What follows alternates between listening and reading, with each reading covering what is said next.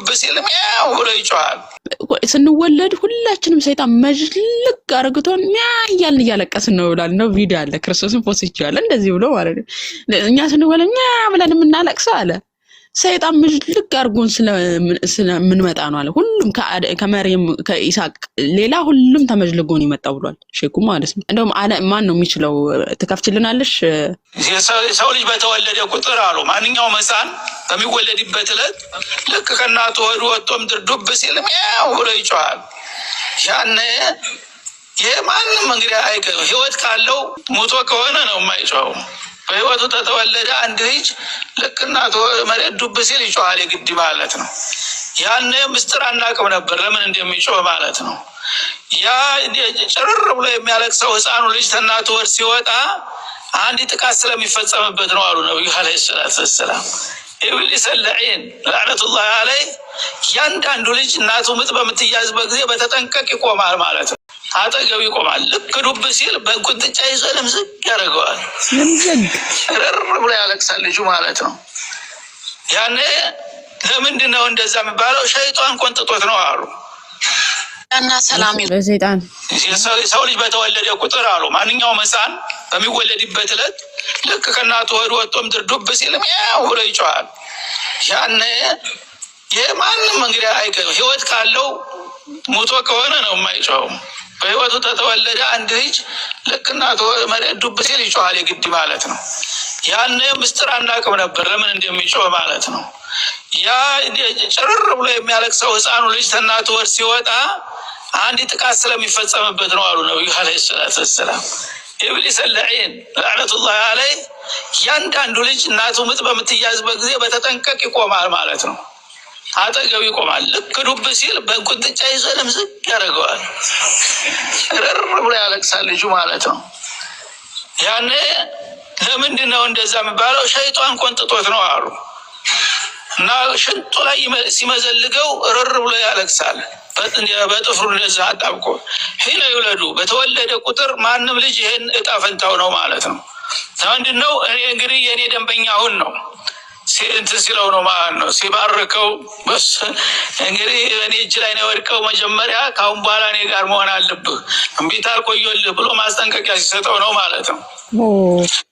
ሰይጣን ማስጠንቀቂያ ተሰጥቷችሁ ነው የምትመጡት ሙስሊም ወገኖች ስትወለዱ ምጅልግ አድርጎ። እርግጥ መሐመድ ሰይጣን በደም ስሮቻችሁ ውስጥ አለ ብሏልና ልክ ነው። በደም ስሮቻችሁ ውስጥ መኖሩ ልክ ስትወለዱ እንደዚህ መዝልጎ ነው የገባው ማለት ነው። ለምን የሰውን ልጅ እምነት ይሳደባል?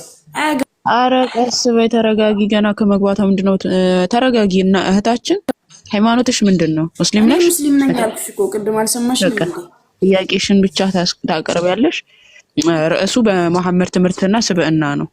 የመሐመድ ትምህርትና ስብዕናን ይታይና ከዛን ጥያቄ ጠይቀሽ ትወርጃለሽ።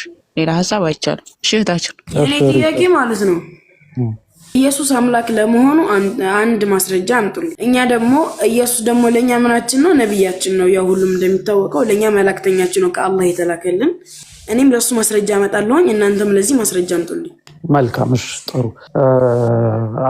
ከመጨረሻው ልጀምርልሽና ኢየሱስ ለኛ መልእክተኛችን ነው ብለሽ ላልሽው እሱ በጣም ትልቅ መታረም ሊደረግበት ይገባል።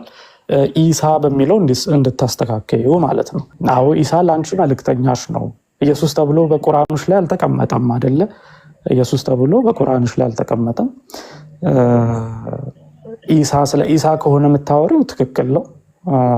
በቁርአኖች ላይ ኢሳ እንደዛ ተደርጎ ተቀምጧል። ከዛ ባሻገር ግን ስለ ኢየሱስ ክርስቶስ አምላክነት እንግዲህ በጣም እጅግ ብዙ ቦታ መጽሐፍ ቅዱስ ላይ በተደጋጋሚ የተቀመጠ ነገር ነው።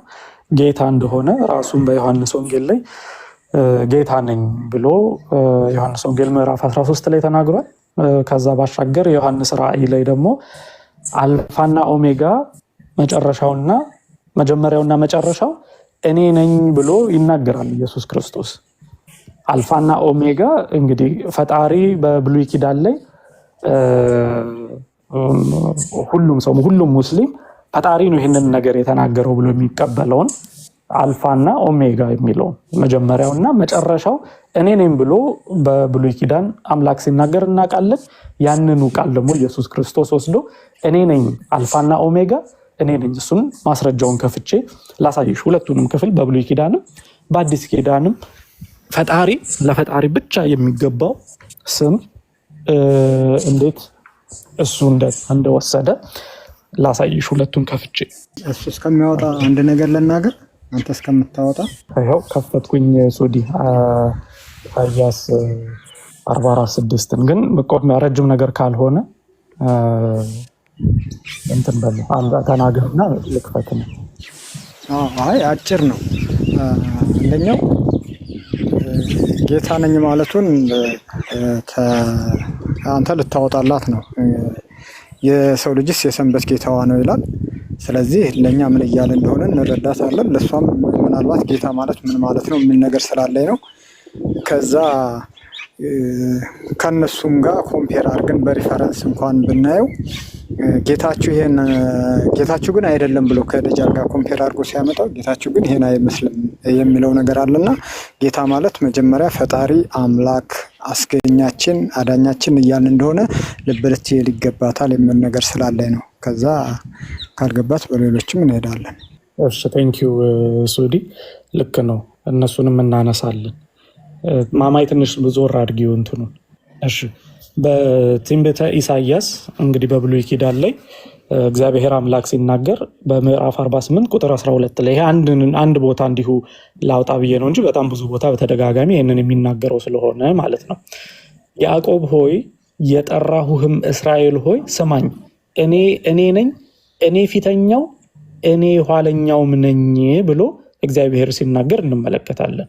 ያዕቆብ ሆይ የጠራሁህም እስራኤል ሆይ ስማኝ፣ እኔ ነኝ፣ እኔ ነኝ፣ ስማኝ፣ እኔ ነኝ፣ እኔ ፊተኛው ነኝ፣ እኔ ኋለኛው ነኝ ብሎ ይናገራል።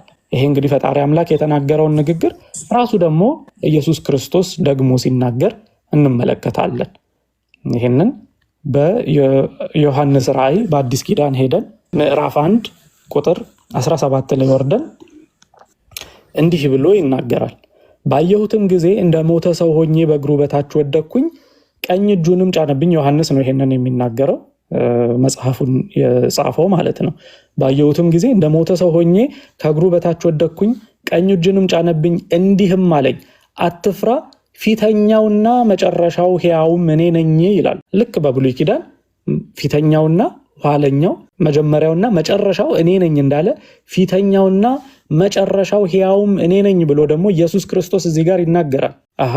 እንዴት አወክ ኢየሱስ እንደሆነ? ይሄ ይቀጥልና ሞቼም ነበር፣ እነሆ ከዘላለም እስከ ዘላለም ድረስ ሕያው ነኝ ብሎ ጌታ ሲናገር እንመለከታለን። ይህንን ማንም ከአምላክ ውጭ ይህንን ሊናገር የሚችል ማንም የለም። ማንም ፊተኛ ሊሆን አይችልም፣ ማንም መጨረሻ ሊሆን አይችልም። ጨረስክ? ሪዲ ሌሎችም የማሳይሽ ጌትነቱን ጌታ ነኝ ያለበትን ቦታ የማሳይሽ ቦታዎች አሉ። ግን በዚህ ላይ አስተያየት መስጠት የምትፈልጊ ከሆነ ቀጥይ። እሺ እኔ ደግሞ ኢየሱስ ተወልዷል ብላችኋል አይደለም? አዎ። ኢየሱስ ከተወለደ ለምን ራሱን በመርየም ወይም ደግሞ በማርያም ጽንስ ውስጥ ለማስቀመጥ ፈለገ? ሲቀጥል ደግሞ እሱ ሲወለድስ ምድርን ለማን ትሷት ነበረ? ይህን ጥያቄ ትመልስልኛለህ? እመልሳለሁኝ። በዚህ ግን እንስማማ። ጌትነቱን እዚህ ላይ ጌታ አምላክ እንደሆነ እንደተናገረ አመንሽ? አይ እሱን እኮ ያልኩ ማለት ነው። ይሄን ጥያቄ መልስልና ከዛ ነው እቀጥልልሃለሁ። እየተማመንን መሄድ አለብን። አየሽ፣ አሁን አንድ ጥያቄ አነሳሽ መጀመሪያ ላይ፣ እሱን መለስኩልሽ። እየተማመንን ግን ዝም ብለሽ የማሳይሽን ነገር እየተውሽ ሌላ ጥያቄ ውስጥ ከሆነ እንደዛ ከሆነ እሺ። አይው ኢየሱስ ለማን ነበር ያልከው? ወር ላይ ከፍ አድርገው ማዚህኛው ላይ ማን ነበር? ትንቢተ ኢሳይያስ ላይ አድርገው። እሺ ትንቢተ ኢሳይያስ ላይ ትንቢተ ኢሳይያስ ምዕራፍ 48 ቁጥር 12። እሺ ይሄው ያዕቆብ ሆይ የጠራሁህ እስራኤል ሆይ ስማኝ፣ እኔ ነኝ፣ እኔ ፊተኛው እኔ ኋለኛው ነኝ ይላል። እሺ እኔ ፊተኛው እኔም ኋለኛው ነኝ አለ አይደለ? አዎ። እሺ እንደዛ ካለ ዒሳ ወይም ደግሞ ኢየሱስ ተወልዷል። እናም ደግሞ መጨረሻ ላይ በአይሁዳውያን ተቃጥሎ ነው የሞተው አይደለ? በአይሁዳውያን ተቃጥሎ ነው የሞተው? አዎ ማ ኢየሱስ በእስራኤላውያን ማለት ነው። ኧረ አደራሽን እንደዛ የሚባል ነገር ነው። ተሰቅሎ ለማለት ፈልገሽ ነው? አዎ ኦኬ። ተሰስቶ ይቀር እንዴ የሚገርም ነው። ከየት ነው የሰማሽው እንደዚህ አይነት ነገር? እኔ እንደዚህ የሚል ባለፈው ከዚህ በፊትም የሆነ ክርክር ቦታ ገብቼ እያዳመኳቸው ነበርና እንደዚህ ሲሉ ሰምቻቸዋለሁ። ኢየሱስ ለኛ ሲል ተሰቀለ። አዎ ተሰቀለ፣ ልክ ነው እንጂ ሌላ እሱ አንደኛ ፈጣሪ ነው አይደለ? አሁን ቆይ የአምላክነቱን ወደ ሌላ አንዷን ቃል አሁን መጀመሪያው መጨረሻው ምን ነኝ አለ። ሱረቱል ሐዲድን ታውቂያለሽ አይደል? የራስሽ ቁርአን ሱራ 57 ቁጥር 3 ላይ አላህ አልአወል ወልአኺር ብሎ ተናገረ አይደል? መጀመሪያና መጨረሻ እኔ ነኝ አለ። ኢየሱስ እኔ መጀመሪያው መጨረሻውም ነኝ አለ። ልክ አላህ እንደተናገረው ከአላህ ውጪ ማንም አይናገራቸውም ብለሽ የምታምኛቸውን ቃላቶች ኢየሱስ እኔ መጀመሪያና መጨረሻ ነኝ ዮሐንስ ራእይ ምዕራፍ 22:13 ላይ እንደዛው ብሏል። ምን ማለት ነው? አልአወል ወልአኺር ሲል አላህ ምን ማለቱ ነው? አላህ እኔም የመጀመሪያም የመጨረሻም ነኝ። አላህ እኮ እዚህ ጋር ማየት ያለብሽ አልወልድ ምን ማለት ነው? ለወስጂ ሱረቱል ኢኽላስ ላይ ሂጂና ቆይ አይደለም አረዲ ሱረቱል ኢኽላስ ላይ ከፈት ላሳይ። መቼ ነው ወለደ አልወለደም? መቼ ነው እሱ ጠየቅኩሽ። ሱራ 57 ቁጥር 3 ላይ ይሄው እርሱ ፊትም ያለ ነው ኋላም ቀሪ ነው አለ። አልአወል ወልአኺር መጀመሪያው መጨረሻው ከአላህ ውጪ ማንም ይሄንን ቃል ሊናገር አይችልም። ያው ኢየሱስም እኔም መጀመሪያውና መጨረሻው ነኝ አለ። ኦኬ ልክ አላህ እንደተናገረው ምን ማለት ነው? ቃሉን እስቲ ተርጉሚልኝ። በመጀመሪያው መጨረሻው ምን ነኝ ሲል ምን ማለቱ ነው? ቃሉ ገብቶሻል? አላህ የመጀመሪያውም የመጨረሻውም ነኝ ሲል አላህ ምድርን ከመፍጠሩ ከዓመታት በፊት ምድር ላይ ሊከሰቱ የሚችሉትን ነገሮች በሙሉ ዛሬ ከሊመታ ምናምን የሚሉትን ጽፏል። መጀመሪያ ነው ሲል ምን ማለት ነው? መጀመሪያና የማይሞት ህያው እንደሆነ ለመግለጽ ነው። ኦኬ በመጀመሪያ ያለ ዓለሙንም የሚያሳልፍ እሱ ነው ማለት ነው አይደል? አስቀድሞ ፍጥረታት ሳይፈጠሩም የነበረ ዓለሙንም ደግሞ የሚያሳልፍ እሱ ነው እያለ ነው የሚኖር። ኦኬ ኢየሱስ እንደዚህ እያለ ነው። ይሄንን ፍጡር ሊናገር ይችላል ብለሽ ታምኛለሽ? ሊናገር ይችላል። ለምን ብለሽ ለእንዴት እንደሆነ ልንገርሽ። ፍጡር ፍጥረታት ከመፈጠሩ በፊት ነበር? ፍጡር ፍጥረታት ከመፈጠሩ በፊት አልነበረም። ግን ደግሞ ኢየሱስ እንደኛ ሰው ሆኖ ነው ያደገው አይደለም? እሱ ገና መወለዱ ጋር አልመጣሽም። ገና እንዴት ተወለደ መች ተወለደ የሚለውን እሱን ገና እናብራራልሻለን። ግን ይሄን ቃሉን በመጀመሪያ ፍቺልን እና አንድ ፍጡር ፍጥረታት ሳይፈጠር በፊት ሊኖር አይችልም፣ የለም። ዓለሙንም ሊያሳልፍ አይችልም። ዓለሙን ካለፈ በኋላ እርሱ ማን ነው? ዓለሙን የሚያሳልፍም ፍጡር የለም። ኦኬ ይሄው ኢየሱስ እኔ ፊተኛውና ኋለኛው ነኝ አልፋና ኦሜጋ እያለ ነው። እኔ አልፋና ኦሜጋ ነኝ እያለ ነው አይደል? ስለዚህ ፈጣሪ ብቻ ነው የሚናገረው። ፈጣሪ የሚናገረውን ቃል ኢየሱስ ክርስቶስ ተናግሮታል። ምክንያቱም ፈጣሪ ስለሆነ። ለምን ተወለደ እንዴት ተወለደ የሚለውን ደግሞ ቀጣይ ትጠይቂያለሽ። ይሄንን ካመንሽ በኋላ እሺ በስጋ የተወለደው ምን ለማድረግ ነው የሚለውን ጥያቄ ደግሞ ትጠይቂያለሽ ማለት ነው። በመጀመሪያ ቃሉን እመኝና ኢየሱስ እንዳለ እመኝና ከዛ በኋላ እሺ ቀጣይ ደግሞ ይሄ ጥያቄ አለ ይሄን አብራሩልኝ። እሱ እንደዚህ ከሆነ እንዴት እንደዚህ ሊሆን ቻለ? ያው ከዚህ የዘለለ ጥያቄ ስለሌለ ማለት ነው። እሺ ይሄን አብራሪልኝ። እሺ ቀጥል አድርዲ በቃ። እሺ እውነት ይሄ ግን በጣም እኮ የሚደንቅ ነገር ነው። ተመልከቱ እዚህ ጋር ለምሳሌ የእስራኤል ንጉስ እግዚአብሔር የሚቤዥህ የሰራዊት ጌታ እግዚአብሔር እንዲህ ይላል። የእስራኤል ንጉስ እግዚአብሔር የሚቤዥህም የሰራዊት ጌታ እግዚአብሔር እንዲህ ይላል፣ እኔ ፊተኛ ነኝ እኔም ኋለኛ ነኝ ከእኔም ሌላ አምላክ የለም ብሎ ይናገራል።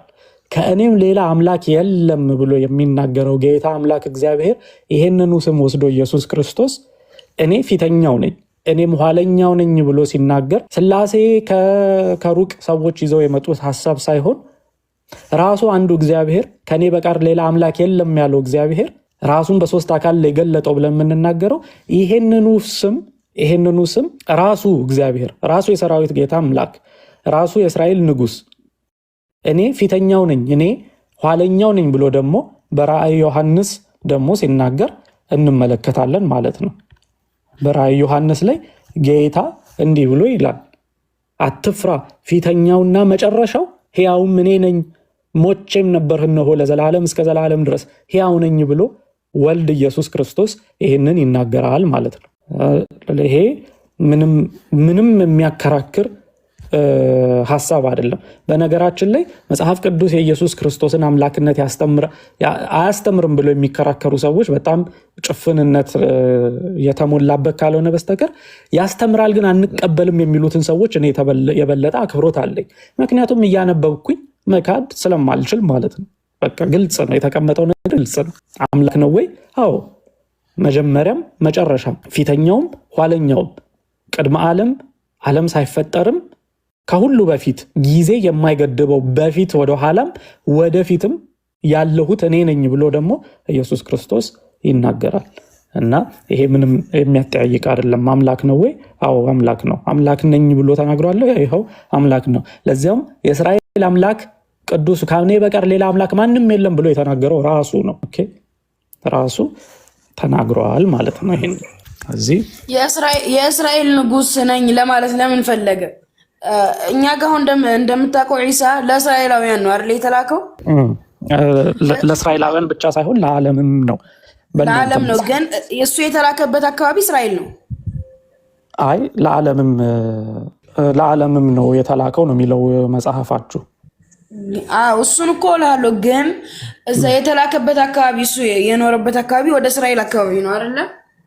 ወደ እስራኤል አካባቢ ሆኖ ግን ለዓለምም ነው የተላከው እኮ። እዚህ ጋር ማየት ያለብን ግባት። እስኪ ቃሉን ትራንስሌት አስደርጋት እስኪ መጀመሪያ ሎጋው አንድ ጊዜ ነግረው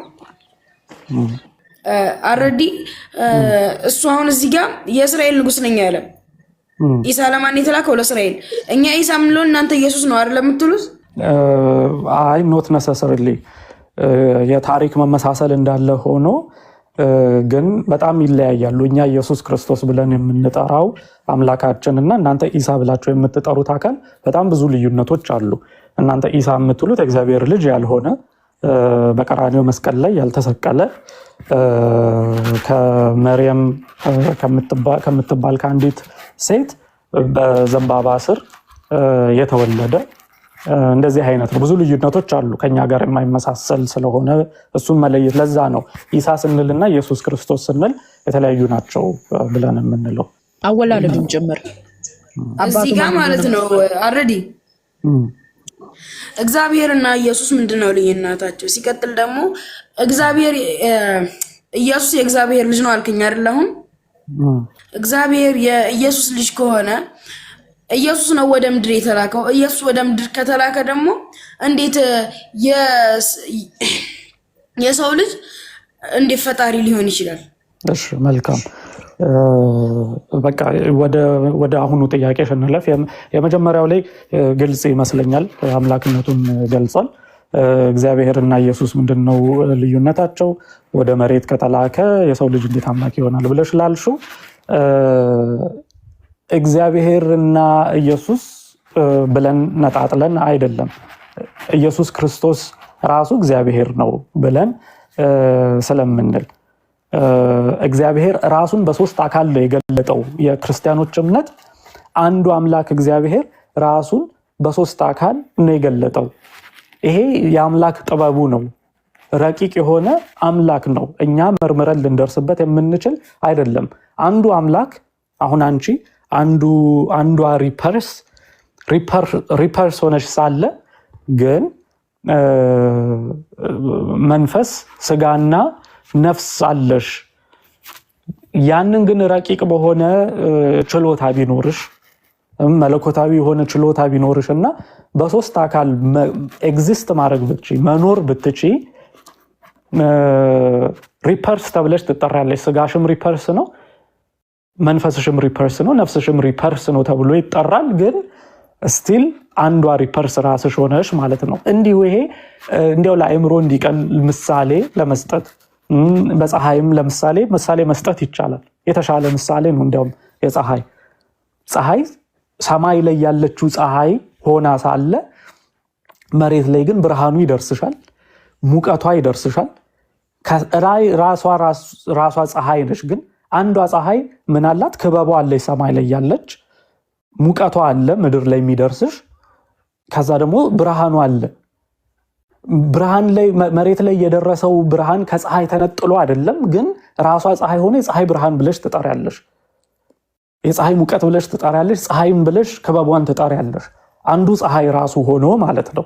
ስለዚህ እኛም አምላክን የምንለው በተመሳሳይ እንዲያው አንድ ለአንድ የሚተረጎም ነው ሳይሆን እንዲያው በተረዳነው መጠን ለማብራራት ነው እንጂ አምላክ ረቂቅ ነው፣ አምላክን የሚመስለው ማንም የለም ብለን ስንናገር ለዚህ ነው። አንድም ማንም አይመስለውም፣ በፍጥረት ልንመስለውም አንችልም። ራሱን የገለጠልን በሶስት አካል ነው አንዱ እግዚአብሔር። ይሄው ቅድም እንዳሳየሁሽ እኔ እግዚአብሔር ነኝ ፊተኛውና ኋለኛው ብሎ እየተናገረ ኢየሱስ ክርስቶስም ያንን ሲናገር ራሱ እግዚአብሔር ራሱን ግን በገለጠበት በአካል በወልድ ደግሞ ያንን እየተናገረ እንደሆነ የሚያሳየን ስለሆነ ነው። ስለዚህ እንዴት ሆኖ ነው የተላከው አምላክ? ሰው እንዴት ነው አምላክ የሚሆነው ብለሽ ላልሹ ኢየሱስ ክርስቶስ ከድንግል ሲወለድ አይደለም ጅማሮ፣ ወይንም ወልድ ከድንግል ሲጀመር ሲወለድ አይደለም ጅማሮ ያለው፣ ቅድመ ዓለም የነበረ ነው። ፊተኛው ነኝ እኮ ብሎሽ እኮ ነገረሽ እኮ። ፊተኛውም ነኝ ኋለኛውም እኔ ነኝ ብሎ ሲናገር ፊትም ቀድሞም የነበረ ዓለማት ሳይፈጠሩ በፊት የነበረ መጽሐፍ ቅዱስ ይህንን በተደጋጋሚ ኢየሱስ ክርስቶስ እንኳን ከአይሁዳውያኖች ጋር ሲነጋገር ምን ብሎ ይላቸዋል? እውነት እውነት እላችኋለሁ ለአይሁዳውያኖች ነው የሚለው ይሄንን በዮሐንስ ወንጌል ምዕራፍ 8 ላይ እውነት እውነት እላችኋለሁ አብርሃም ሳይወለድ እኔ ነኝ ብሎ ይናገራል ኢየሱስ ክርስቶስ። እኔ ነኝ አብርሃም ሳይወለድ በፊት እንኳን ነበርኩኝ ብሎ እየነገሯቸው ነው እዛ ጋር። ስለዚህ ቅድመ ዓለም የነበረው ወልድ ከሰማይ ሰማያት ወርዶ በድንግል ማህፀን አድሮ ስጋ ለበሰ ነው የምንለው። በስጋ ተገለጠ። ኦኬ፣ ተገኘ ሳይሆን ተፈጠረ ሳይሆን በስጋ ተገለጠ፣ ስጋ ለበሰ፣ ቃል ስጋ ሆነ ነው የሚለው መጽሐፍ ቅዱሱ ሲናገር። ዮሐንስ ወንጌል ምዕራፍ 1 ቁጥር 14 ላይ ስትሄጂ ያ መጀመሪያ ቁጥር 1 ላይ በመጀመሪያ ቃል ነበረ፣ ዓለማት የተጋጠሙበት፣ ዓለማት የተፈጠሩበት፣ ዓለማት የተሰሩበት ከሆኑት እንኳን አንዳችም ያለ እርሱ አልሆነም ብሎ መጽሐፍ ቅዱስ ይናገራል። ያ በዛ በቃል ነበረ ዓለማት የተፈጠሩት፣ በእርሱም ውስጥ ደግሞ ህይወት ነበረች፣ ማንነት ነበረው እያለች ነው። ማንነት እኔ ማለት የሚችል ዝም ብሎ ግዑዝ ማከናወን የማይችል ቃል ሳይሆን ማንነት ያለው በውስጡም ህይወት የነበረች ብርሃን የሆነ ቃል ነበረ። ያ ቃል ደግሞ ዘመናትን ቆጥሮ ከሰማይ ሰማያት ወርዶ ቃል ስጋ ሆነ ብሎ እዛው ክፍል ቁጥር 14 ላይ ይናገራል። ለምንድን ነው ስጋ መሆን ያስፈልገው የሚለው ደግሞ ራሱን የቻለ ማብራሪያ ነው። እግዚአብሔር አዳምና ሔዋን ኃጢአትን በሰሩ ጊዜ ቃል በገባው መሰረት ከልጅ ልጅህ ተወልጄ አድንሃለሁ የሚለው ቃል፣ ያ ቃል ኪዳን ከአንቺ ዘር የሚወለደው ከሴቲቱ ዘር የሚወለደው ብሎ የገባው ቃል በሰው ልጆች ላይ ፍርድ የሞት ፍርድ ስለነበረ የሰው ልጆችን ፍርድ ለመሻር ሲል ያደረገው ተግባር ነው። እሱን ማብራሪያ ውስጥ ሰፊ ነገር ስለሆነ እዛ ውስጥ ከመግባት ይልቅ ግን አሁን ባጭሩ ቅድመ ዓለም የነበረው ወልድ ራሱ ከሰማይ ሰማያት መጥቶ ወዶና ፈቅዶ እንዴት ለምን ብለን አምላክን አንጠይቀውም። በነገራችን ላይ እንዴት እንዲህ ታደርጋለህ እንዴት አንተ አምላክ ሆን አይባልም። አምላክ እሱ የፈለገውን ማድረግ ይችላል። እንዴ እኛ ሸክላ ሰሪውን ይላል መጽሐፍ ቅዱስ፣ ሸክላ ሰሪውን እንዴት እንዲህ አድርገህ ሰራኸኝ ብሎ ይጠይቃልን ብሎ ይላል። የፈለገውን ማድረግ ይችላል አምላክ። ኦኬ፣ ከባህሪው ጋር ተቃራኒ አልሆነ። ኃጢአትን ይሰራል ማለት አይደለም። ኃጢአት የባህሪው ተቃራኒ ስለሆነ ማለት ነው። ኦኬ፣ እንደዛ ፍልስፍና ውስጥ ገብተው የሚጠይቁ ስላሉ። እሺ፣ እኔ ደግሞ አንድ የመጨረሻ ጥያቄ ነው ጠይቄ እወጣለሁ። ኦኬ፣ እሺ፣ ጠይቀህ ለሌሎችም ግን አው ተቀጥይ። የፈጣሪ ምስል ከየት ተገኘ? የድንግልስ ምስል ከየት ተገኘ? በዛ ሰዓት ካሜራ ነበረ? ሪፐርስ በጣም አንቺ በቃ ነው። አይ ምስል ማማዬ ምን ነው ቀጥይሽ? ኧረ ቀጥል አርዲ።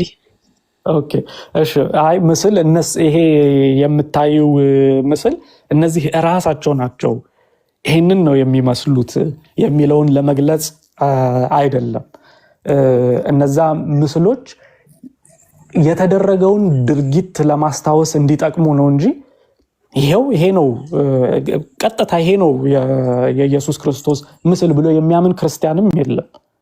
ግን በወቅቱ በተለይ ደግሞ በቀድሞ አሁን እንዲያው ቴክኖሎጂ ተሻሽሎ ነገሮች ረቀቅ ባሉ መልኩ እየታተሙ ስለሚወጡ ነው እንጂ በጥንት ጊዜ በነበረው ጊዜ ክርስቲያኖች ያደርጉ የነበረው ምንድነው? ስዕላትን እየተጠቀሙ የክርስቶስን ስራ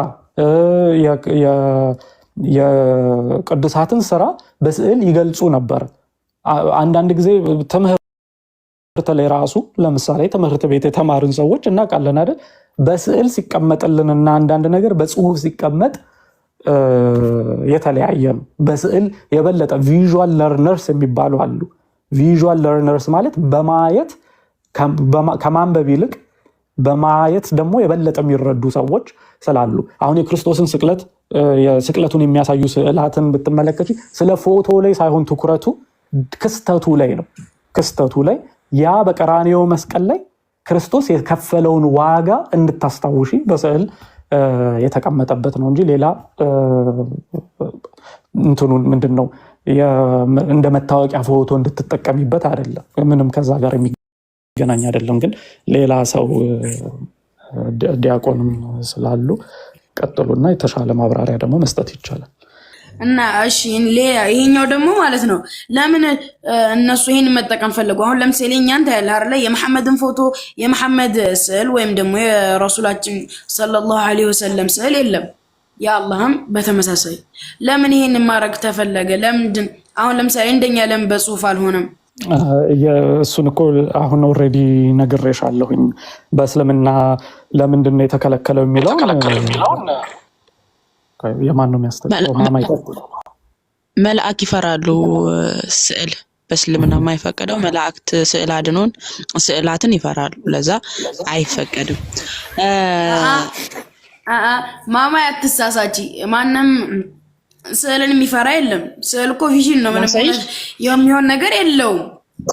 ክላሳይሽ እሱም በማስረጃና በመረጃ ቢሆን ነው ነገር የሚያነውና የመጀመሪያው ነገር ስለ ስዕል አድኖ ሜቢ ዲያቆንም ስላለ ዲያቆን አርዲ በጣም ግልጽ አድርጎ አስተምሯል። አብራርቶልሻል። ምንድናለሽ? ማስተማሪያ ናቸው። ሰዎች ነገሮችን እንዲረዱ እንትን የሚረዱ ስለሆኑ ነው። ከበፊት ደግሞ አሁን ቴክኖሎጂ ተራቆ ነው እንጂ በፊት ቤተክርስቲያን ስደት ላይ በነበረችም ሰዓት ምእመናኖቿን ታስተምር የነበረው በምንድን ነበር? በስዕላት ነበረ። በነገራችን ላይ ስዕል አድኖ ትልቅ አስተዋጽኦ ሰዎች ኢቭን የመዳናቸው ምክንያት ራሱ ስዕል አድኖ ነው። በጣም ሰዎች ነፍሳት እንዲድኑ ያደረገ ነውና ልክ ቅዱስ የጴጥሮስ ጥላ ነፍሳትን ያድን እንደነበረው ሁሉ እግዚአብሔር አምላክ በስዕል አድኖ ላይ ማድሮ በጣም ብዙ ነፍሳትን ማዳን ይችላል። እግዚአብሔር አይችልም የሚባልበት ምንም አይነት ነገር የለም። እግዚአብሔር ሁሉን ቻይ ስለሆነ ማለት ነው። አያደርግም የምንለው ነገር ስለሌለ ሁሉን የሚችል ከአሊ አምላክ ነውና ማለት ነውና ልክ በጴጥሮስ ጥላ ነፍሳትን የፈወሰ አምላክ በስዕል አድኖ ላይ ተአምራትን አይገልጥም ማለት አይደለም። ይገልጣልም፣ ብዙ ነፍሳትንም ማዳን ይችላል። ግን ስዕል አድኖ ምንድነው የሚጠቅመው ካልን መጽሐፍ ቅዱስ ላይ ያሉትን ታሪኮች በስዕል ማስረዳት ነው። ለምሳሌ ዮሐንስ ራእይ ምዕራፍ 3 ቁጥር 19 ላይ ሁሌም ማስረዳችሁ እንዲህ ይላል። ዮሐንስ ራእይ ምዕራፍ 3 ቁጥር 19 ላይ በስዕል ሜቢ አይታችሁት ከሆነ የቤተክርስቲያን ስዕል አድኖ አለ። ይሄ የቤተክርስቲያን ስዕል አድኖን መጽሐፍ ቅዱስ ላይ ያለ እንደሆነ የምትረዱት ምን ብሎ ተናግሯል ጌታችን? ቁጥር 20 ላይ እነሆ በደጅ ቆሜ አንኳኳለሁ፣ ማንንም ድምጼን ቢሰማ ደጁን ቢከፍትልኝ ወደ እርሱ ገባለሁ፣ ከእርሱም ጋር እራት እበላለሁ፣ እርሱም ከእኔ ጋር እራት ይበላል። አሁን ደጅ ቆሜ አንኳኳለሁ የሚለውን ስዕል አድኖ ላይ አይታችኋል። መድኃኒዓለም በር ሲያንኳኳ ስዕል አድኖ የኛ የቅዱስ ቤተክርስቲያናችን ስዕል አድኖ አለ አይደለ? ያ አሁን መጽሐፍ ቅዱሳዊው ሐሳብ ማንበብ የማይችል ሊኖር ይችላል፣ በምልክት ሊያውቅ የሚችል ሰው ማለት ነው በስዕል ይረዳዋል። የወንጌሉን ቃል የእግዚአብሔርን ቃል በስዕል እየተማረበት ነው ማለት ነው። ስዕል አድኖን የእግዚአብሔር ቃል በስዕል ይዞታል ማለት ነው። ገብቶሻል? ማስተማሪያ ነው። ማማ አንድ ጊዜ እዚህ ጋር ላቋርጥሽና ማለት ነው በሩንም አንኳኩቼ ከሱ ጋር ትበላለሁኝ ካለ ፈጣሪ ነው እንደዚህ የሚለው? አሁን ይሄንንም ሊተራል እየወሰደችው ነው እንግዲህ ስልሽ የእግዚአብሔር ቸርነቱ አብሮን እንደሚሆን እንደሚጠብቀን እንደሚባርከን ኦኬ በምግባችን በሁሉ ነገራችን የእግዚአብሔር ቸርነት አብሮን እንዳለ ማሳያ ነው እንጂ እግዚአብሔር አምላክ መጥቶ እራት አብሮን እየበላ ነው ማለት አይደለም። ለምሳሌ ጌታችን በማቴዎስ ወንጌል ምዕራፍ 25 ላይ የትንሣኤ ቀን ሲመጣ ስራብ አብልታችሁኛል፣ ስጠማ ጠጥታችሁኛል። ስራብ አብልታኛል፣ ስጠማ ጠጥታችሁኛል፣ ታርዤ ማነው አልብሳችሁኛል፣ ታስሬ ጠይቃችሁኛልን ብሎ ይጠይቃቸዋል። በጌታችን ኢየሱስ ሊፈርድ ሲመጣ በጎቹንም ፍየሎቹንም ይጠይቃቸዋል ጌታችን ኢየሱስ የትንሣኤ ቀን ማለት ነው። በጎቹን ፍየሎቹ ሲባል ደግሞ ሊተራል እንስሳ እንዳይመስልሽ። ሶ ሲጠይቃቸው ጌታ ማማይ አንዴ ላብራራ የጠየቅኩሽ ያለሁት ፈጣሪ ስታረዝ አብልታችሁኛል ካለ አሁን እንግዲህ ብዙ ጊዜ ተወልዷል ምግብ ከበላ ከኛ ከሰዎች በምን ሊለይ ይችላል? እሱ ከባድ ነው እኮ። እስቲ ሳሂህ ሙስሊም 2569 ክፈትላት። አላህ ራሱ ሲመጣ እንደዚህ ብሎ እንደሚጠይቅ አታውቅም ወይስ ምንድን ነው? አላህ ስታረዝ አብልታችሁኛል እንኪን ኃይል እሺ አንዴ አዳም ማማይ አቤት እንዴት ዋላችሁ? እግዚአብሔር ይመስገን። ይቅርታ በመሀል የገባሁት ምንድን ነው መጀመሪያ የነበረው ልጅ እጅግ ጥሩ ለእኛም ትምህርት እንዲሆነን በደንብ ከሁለቱም ወገን በደንብ እንድናዳምጥ የልጁንም ማስታወሻ የመያዝ ብቃት ያደነቅንበት የአርዲንም ያንቺንም እርጋታ ያደነቅንበት በጣም ትልቅ ውይይት ዲያሎግ ነበረ። አሁንም እንደዛ አይነት ነገር እንዲመጣ እህታችን መጀመሪያ ማዳመጥ ብቻ እስከ መጨረሻው ተናግረው እስኪጨርሱ አዳምጠሽ ቢቻል ማስታወሻ ይዘሽ እሱ አሁን አርዲ ረጅም ሰዓት ሲናገር ማስታወሻ ይዞ መጥቶ ለዚህ ማስረጃ ብሎ ከሰባት ያላነሱ ፖይንቶች ነው የጠየቀው። አርዲም ደግሞ ለዛው ከተጠየቀበት መልስ ሰጥቷል፣ ማማይም ጨምሮ። ስለዚህ እህታችን አሁን የኛን ጊዜ ማትሻሚብን ለማለት ፈልጌ ነው። ለምንድን ነው ሲናገሩ እስከ መጨረሻው ጠብቂና ጥያቄሽን ጠይቂ። ጥያቄሽ ደግሞ በእውቀት ላይ የተመሰረተ ይሁን፣ እኛም እንድንማርበት። እኛም ብዙ እዚህ ውስጥ እንግዲህ እንደምታየው 1300 ሰው አለ በደንብም እያዳመጠ ያለ። ስለዚህ የኛ ጊዜ እንዳይቃጠል ማስታወሻ ያዥና የፈለግሽውን ጥያቄ መጠየቅ ትችላለሽ፣ በመጽሐፍ ቅዱሱም በቁርአኑም። ግን መጽሐፍ ቅዱሱ ላይ ሲሆን ልትቀበዩ የምትችይ መሆን አለበት። ጠይቀሽ ብቻ ለመውጣት ብቻ ሳይሆን ልትቀበዩ። ቅድም እንደ አርዲ እንዳስረዳው እኔ አልፋ ኦሜጋ መጀመሪያ እኔ ነኝ፣ መጨረሻ ምን ነኝ። የመጀመሪያው መጀመሪያ ምንም መጀመሪያ የሌለው እሱ መጀመሪያ፣ ከዛ ደግሞ የመጨረሻው መጨረሻ ዓለምን አሳልፎ ደግሞ ይሄንን መጀመሪያ ሳትቀበልሽ ወደ ሌሎች ገብተሻል። እንደዚህ እየተቀበልሽ መሄድ ነው፣ ተረጋግተሽ ማለት ነው። የኛም ጊዜ እንዳያልቅብን። ይቅርታ በጣም እሺ። እናመሰግናለን አክሊሉ። ምናልባት አሁን ማማዬ እንደውም የጠቀሰችው ስላለ እሱን ሀዲሱን ማስረጃውን ላሳያት። ልጅቱ አላህ በፍጹም እንደዛ አይልም ብላ ስላለች ማለት ነው። ምናልባት እንዲያውም ይሄ ከሀዲስ ቁድሲ ላይም ነው ማሳይሽ። ዝም ብሎ ተራ ሀዲስ ሳይሆን ሀዲስ ቁድሲ እንግዲህ የሚባለው ቀጥታ የአላህ ንግግር የሚባለው ሳሂህ ሙስሊም 2069 ኤ ላይ ያለ ማለት ነው። አላህ ምን ብሎ እንደሚናገር ተመልከች። ሪፐርስ እንዲህ ይላል፣ አብደላ the freed slave of Asma the daughter of Abu Bakr the maternal uncle of the son of Atta reported አብደላ እንደዘገበው አስማ sent me to Abdullah ibn Umar saying አስማ ወደ አብደላ ኢብን ዑመር ላከችኝ ብሎ ይናገራል። ወደ አብደላ ኢብን ዑመር saying እንደዚህ በማለት the news has reached me that you prohibit the use of three things አንድ ዜና ደርሶኛል፣ ሶስት ነገሮችን እንደምትከለክል ዜና ደርሶኛል። የመጀመሪያው the stripped robe, saddle clothes made of red silk and the fasting in the holy months of Rajab. ምንድነው የካባ እንትን ያለ የተሸነሸነ አይነት። እስኪ ቀጥታ ትርጉሙን እንዴት አድርጎ ረጅም ከሆነብም በጣም አጭር ሐዲስ አለ ሳሂህ ቡኻሪ 3322 ላይ ያረዲ በቃ አቡ ጦል 20 የዘገበው ነብዩ እንዲህ ብለዋል፣ ውሻ ወይም ፎቶ ያለበት ቤት መልአክ አይገቡም ብሎ የተናገረበት። ሶሪ እንትን ስልክ ገብቶብኝ ነው። አንዴ ይሄንን ላቁመውና ድምጽ ኦኬ፣ ስልክ ገብቶብኝ ነው ይቅርታ። አይ እንትኑን ፎቶን ሳይሆን አላህ እንትን ብሎ የተናገረበትን ነው። አንድ ጊዜ ማማዬ ልናገር። አንዴ ፕሊስ፣ አንዴ አላህ ተጠምቼ አላበላችሁኝም ብሎ የተናገረበትን ቦታ ላሳይሽ ስለፈለግኩኝ ነው። ሳሂህ ሙስሊም 2569 ላይ ክፈት። ኦልሬዲ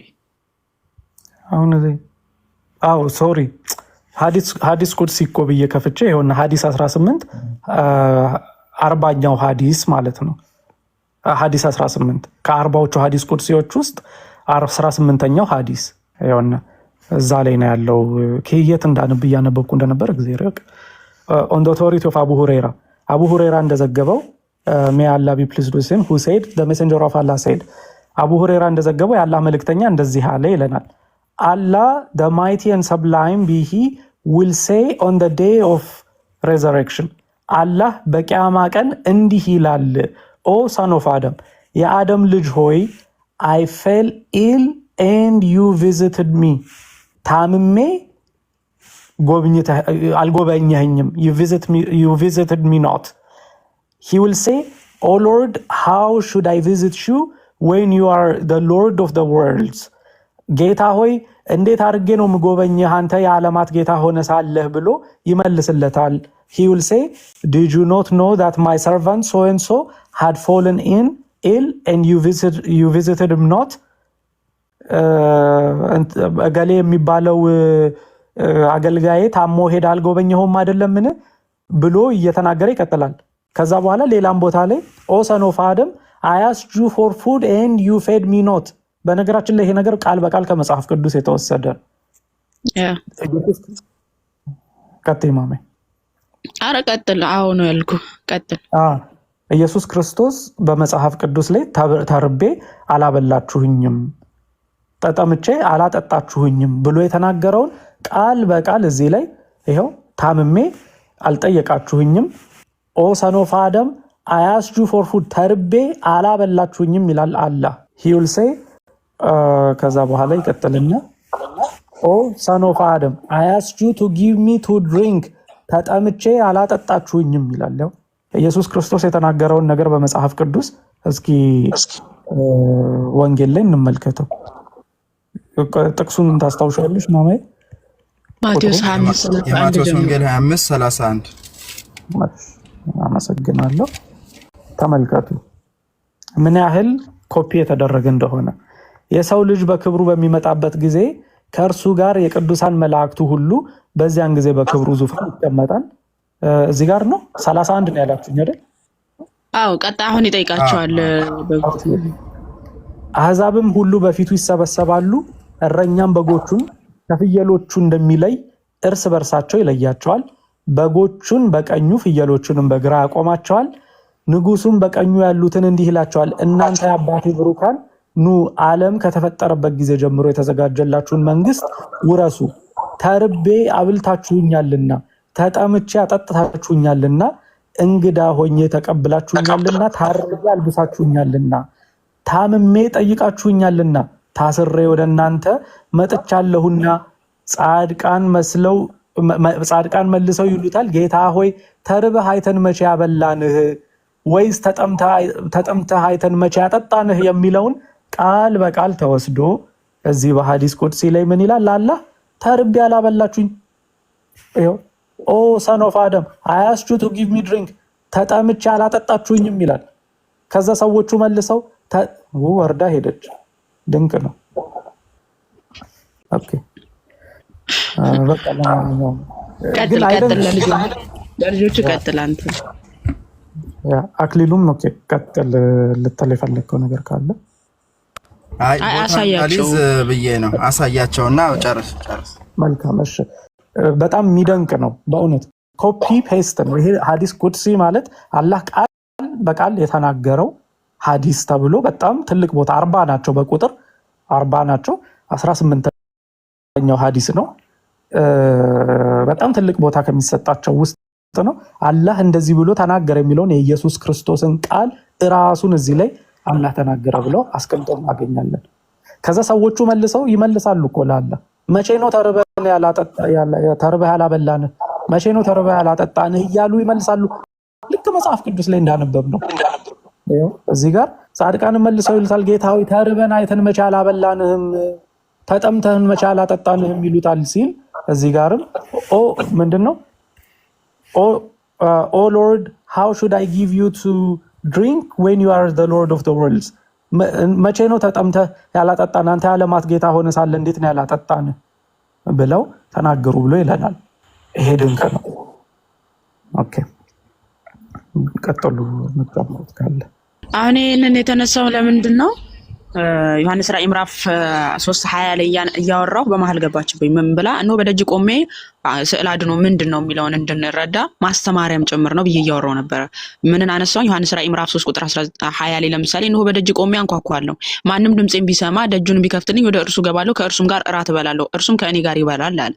ኦኬ አሁን የዚህን ቃል በስዕል አድኖ አለ መድኃኒታችን ጌታችን መድኃኒታችን ኢየሱስ ክርስቶስ በር ሲያንኳኳ የሆነ ስዕል አድኖ አለ አይደለ? ያ ስዕል ይሄንን ቃል ነው የሚያስታውሰን። የማያውቁ ሰዎች የእግዚአብሔርን ቃል ነው ያዙት ማለት ነው። በቤታቸው በስዕል ተገልጾላቸዋል። ገብቷቸዋል። በስዕል ተገልጾላቸዋል። ማንበብ አይችሉ፣ ግን የእግዚአብሔርን ቃል በስዕል ተቀምጦላቸዋል ማለት ነው አላቸው። ልክ እንደዚህ ነው። ማስተማሪያ ነው ስዕል አድኖ። ማስተማሪያ ብቻ አይደለም በነገራችን ላይ ልክ በቅዱስ ጳውሎስ ራፊ ጨርቅ ላይ ኃይልን የሰራ አምላክ በእነዚህ በቅዱሳን ስዕላት ላይም ጭምር ኃይልን ይሰራል እግዚአብሔር አምላክ። እግዚአብሔር አይሰራም ብለን የምንወስነው አምላክ አይደለም። ምክንያቱም በቅዱስ ጳውሎስ ጥላ ነፍሳትን ያዳነ ጌታ በቅዱሳን ስዕላቱ የማይሰራበት ምንም አይነት ምክንያት የለም ማለት ነው። ስለዚህ ከዛ አንጻር ነው ገብቼ እበላለሁ የሚለውን እንዴት አምላክ ይበላል አለች። አይ እዚህ ጋር እኮ ስለ ቸርነቱ ነው እየነገረን ያለው፣ እኛን ጠባቂነቱ ነው እየነገረን ያለው እየተባለች ሊተራል ነው ያሰበችው። ስለዚህ አላህ አሁን የትንሣኤ ቀን ስራብ አብልታችሁኛል፣ ስጠማ አጠጥታችሁኛል ይላል። የት ነው ለምኖ አይ አንሰጥህም ብለው የከለከሉት? አላህ ተርቦ ነበር? እንደዚህ አይነት በጣም ግልጽ የሆኑ ነገሮችን ላለመረዳት ጊዜ አትፍጁብን። ማለት ወይ ሬዲ አድርጉት አእምሯችሁን ለመረዳት አቅም ሲኖረው ጊዜ ከመፍጀት ማለት ነውና በጣም ቀላል የሆኑ ነገሮችን ጊዜ ባትፈጁበት። ሲቀጥል አሁን አርዲ ያሳያችሁ ቅድምም ስናገር ነበር። አርዲ ሳይመጣ በፊት መሐመድ እነዚህን ሐዲሳቶች ኮርጇቸዋል። ከማቴዎስ ወንጌል 25 ላይ የኮረጃቸው ናቸው ያልኩት አሁን አርዲ አውጥቶ ማነበበላችሁ። ይሄ ከማቴዎስ ወንጌል ምዕራፍ 25 ቁጥር 31 ጀምሮ ያለው ታሪክ ነው። መሐመድ እንዳለ ኮፒ ያደረገው ጌታችን ኢየሱስ የተናገረው። ስለዚህ አላህ ከማቴዎስ ይኮርጃል ማለት ነው። ይኮርጃል፣ ኮፒ ያደርጋል። በሰሒህ አልቡኻሪ 5917 ላይ ነብዩ ከአህለል ኪታቦች ከአይሁድና ከክርስቲያኖች ኮፒ ያደርግ ነበር እንዳለን ኮፒ ካደረጋቸው መካከሎች ውስጥ እነዚህ የመጽሐፍ ቅዱስ ክፍላቶች ናቸው ማለት ነው። ቀጥሉ። አርዲ አንድ ሙስሊም ላስገባላችሁ። መምህር ቀጥሉ። ይቅርታ አክሊሉ ልጨምር። እሺ በጣም እግዚአብሔር ይስጥልኝ። ያው ስዕላዊ መግለጫ በነገራችን ላይ በቤተክርስቲያናችን ስዕል አድኖ ስዕላት ራሳቸው የራሳቸው ስም አላቸው፣ የየራሳቸው ስም አላቸው። ያው በተለምዶ ጠቅልለን ስዕል አድኖ እንላቸዋለን እንጂ አሁን እንዳነበብሽው ስዕላት ቅዱሳት ወንጌልን መጽሐፍ ቅዱስን ማስተማሪያ እንደመሆናቸው አሁን ለምሳሌ ስዕል አድኖ ብለን የምንሰጠው ስዕለ መድኃኔዓለም ጌታችን አምላካችን መድኃኒታችን ኢየሱስ ክርስቶስ ተሰቅሎ በመስቀል ላይ ተሰቅሎ በዕለተ ዓርብ የሰራውን የምንመለከትበት የዮሐንስ ወንጌል ምዕራፍ 19 ከቁጥር 25 ጀምሮ ያለውን ታሪክ ሙሉውን የሚያስቀምጠው ነው። እስከ ለንጊሎስ መውጋት ድረስ፣ እስከ ጴጥሮስ ዶሮ ድረስ ደሙ መፍሰሱን፣ በችንካር መቸንከሩን፣ የሾህ አክሊል መደረጉን፣ በኋላም ደግሞ ዮሐንስ ወልደ ነጎድጓድና እናቱ ቅድስት ድንግል ማርያም በመስቀል አጠገብ መቆማቸውን ማርያም መቅደላዊት ይሄ እንደው አይቶ ሰው ማን እንደሆነ መረዳት የትኛውን ክፍል መረዳት እንዲችል ያደርገዋል ማለት ነው። የዮሐንስ ወንጌል ምዕራፍ 19 ቁጥር 25 ጀምሮ ያለውን በስዕል አድኖ እንዲሁ ሌሎች አሁን ለምሳሌ የሐዋርያትን ስዕል ስንመለከት እንዲሁ ቁጭ ብለው ይሁዳ ጠጋ ብሎ ወደ ደረቱ ማነው ዮሐንስ ወደ ደረቱ ጠጋ ብሎ መጠየቁን ይሄን ስንመለከት ጸሎተ ሐሙስን ያስታውሱናል፣ ይነግሩናል። ምዕራፉን ቁጥሩን አፍ አውጥተው እዚህ ቦታ ላይ ነው ያለው ብለው ይነግሩናልና ስዕላት የመጀመሪያው ማስተማሪያዎች ናቸው። ሁለተኛው ደግሞ የእግዚአብሔር ቅድስና የሚገለጽባቸው እግዚአብሔር ድንቅ ስራ የሚያደርግባቸው ናቸው እና ቤተክርስቲያናችን ስዕላትን የምትጠቀመው ለዚህ ነው። እዚህ ላይ እንዲያዝ የሚፈልገው ለሁላችንም ለኦርቶዶክሳውያን ለክርስቲያኖች ስዕላት የየራሳቸው ስዕለ አድኖ የሚባለው ስዕለ መድኃኔዓለም ብቻ ነው። ከዛ ምስለ ፍቁር ወልዳ የእመቤታችን የቅድስት ድንግል ማርያም ሌሎች ቅዱሳን ስዕላት ይባላሉ። ምስል አይባልም በቤተክርስቲያናችን ምስል አይባልም። ስዕል ምስል የሚቀረጽም ነው። ያ ሌላ ሊጋጭብን ስለሚችል ይሄንን እንደው ልጨምር ፈልጌ ነው። ማማ እግዚአብሔር ይስጥልኝ፣ በጣም እናመሰግናለን። የቀድሙ ልጅ እንደው ቢሰማን ጥሩ ነበረ። እግዚአብሔር ደግሞ ያምጣው፣ ደግሞ እንዲወያይ እኛም ደግሞ በደንብ እንድንማርበት ያድርገን። እግዚአብሔር ይስጥልኝ ስላስገባችሁ አመሰግናለሁ። እሺ እግዚአብሔር ያክብርልን፣ ቃልዎት ያሰማልን። ማማዬ ወይዬ ቀጥል። ይቅርታ በጣም በዛው ከተነሳ አይቀር ብዙ ጊዜ ሙስሊሞች የሚደናገሩትም በቤተ ክርስቲያን ደረጃ ቅዱሳን ስዕላት ሲሳሉ ሪያሊስቲክ ተደርገው ምናምን ነገር አይሳሉም። ማለት ለምሳሌ በተለያየ ሶሻል ሚዲያ ላይ የምናያቸው አሉ አይደለ? ስፔሻሊ ደግሞ የጌታችን የመድኃኒታችን የኢየሱስ ክርስቶስ ስቅለትን ፊልም ሲሰሩ የነዛ የሰሩት ሰዎች ምስል ፕሪንት አውት ይደረግና አለ ሚዲያ ላይ እንደዚህ አይነት ነገሮች አሉ፣ በጣም አሉ። እንደውም አሁን ሰው እየተረዳ እየመጣ ነው እንጂ በፊት ምናምን አሉ በየግድግዳው ተሰቅለው ምናምን እናያለን። እንደዚህ አይነት ስዕሎች በቤተክርስቲያን ደረጃ እንደዚህ ፍጹም ሪያሊስቲክ ተደርገው ምናምን አይሳሉ። ኦኬ፣ ያ ስህተት እንደሆነ በጣም ብዙ ጊዜ በመድረክም ጭምር ተነግሯል። ያ እንደ ቤተክርስቲያናችን ያንን ነገር አንቀበልም። ኦኬ፣ በጣም ይሄ ሲሳሉ ቁጭ በቃ በጣም ሪያሊስቲክ ሆኖ ስሪዲም ሆኖ ምናምን ነገር አይሳልም ማለት ነው። እነዛ ስዕሎች ማለት ነው ሞር ሪፕሬዘንት ለማድረግ ስለሆነ እነዛ አለማቸው ሌላ የተለየ ጎን የላቸውም። ግን ደግሞ ስፔሻሊ በጣም ብዙ ጊዜ ስናያቸው የዛን ፊልም የሚሰሩትን ሰዎች ምናምን ነገር እነሱም ፕሪንት አውት አድርገው የሚያወጡ አሉ። ካለማወቅ እንደሆነ ያንን ልትገነዘቡ ይገባል ነው። ከዛ ውጭ ግን ቅድም የተነሱት ሐዲሳቶችም ሲናገሩ አክቹዋሊ ከጣዖት አምልኮ ጋር ምናምን ያገናኙታል። አንዳንድ ሐዲሶች ያንን ያሳያሉ፣ ምስሎች ምናምን ነገር። እሱን ተይዞ ደግሞ ከሽርክ እንደተመለሰ ደግሞ የሚናገሩ ሐዲሳቶች አሉ። ያ ማለት ነው ቅድም ራሱ ኦልሬዲ ምናምን ሲያነቡት ከነበሩት ሐዲስ ላይ መሐመድ ቤት ውስጥ ስዕል ምናምን እንደነበረ ስዕል ምናምን እንደነበረ እናያለን። ምክንያቱም ጅብሪል ሳይገባ ቀርቶ እና ስዕል ካለ ወደዛ ውስጥ መግባት እንደማይችል የሚናገሩ ሐዲሳቶች አሉ። ከዛ በኋላ ነው ስዕሉ ምናምን ካነሳ በኋላ ጅብሪል ከዛ በኋላ ከሱ ጋር ማውራት ምናምን ነገር የጀመረው የሚል ነገሮች አሉ። ይህንን አውጥተን ማሳየት እንችላለን። ሌላው ግን ድንቅ የሚለው ነገር እንግዲህ መላእክቶች ስዕልና ውሻ ምን እንደሚያስፈራቸው ጌታ ይወቀው። እንግዲህ የእነሱ ባህሪያቸው ሊሆን ይችላል። ያው ሐዲሱ ቁልጭ አድርጎ ያስቀምጠው ነገር ስለሆነ፣ ቅድም ግን ልጅቷ ባለማወቅ ተናግራለች። አንድ እሱ ልንይዝ ይገባል። ሁለተኛ ደግሞ አንድ ሐዲስ አለ።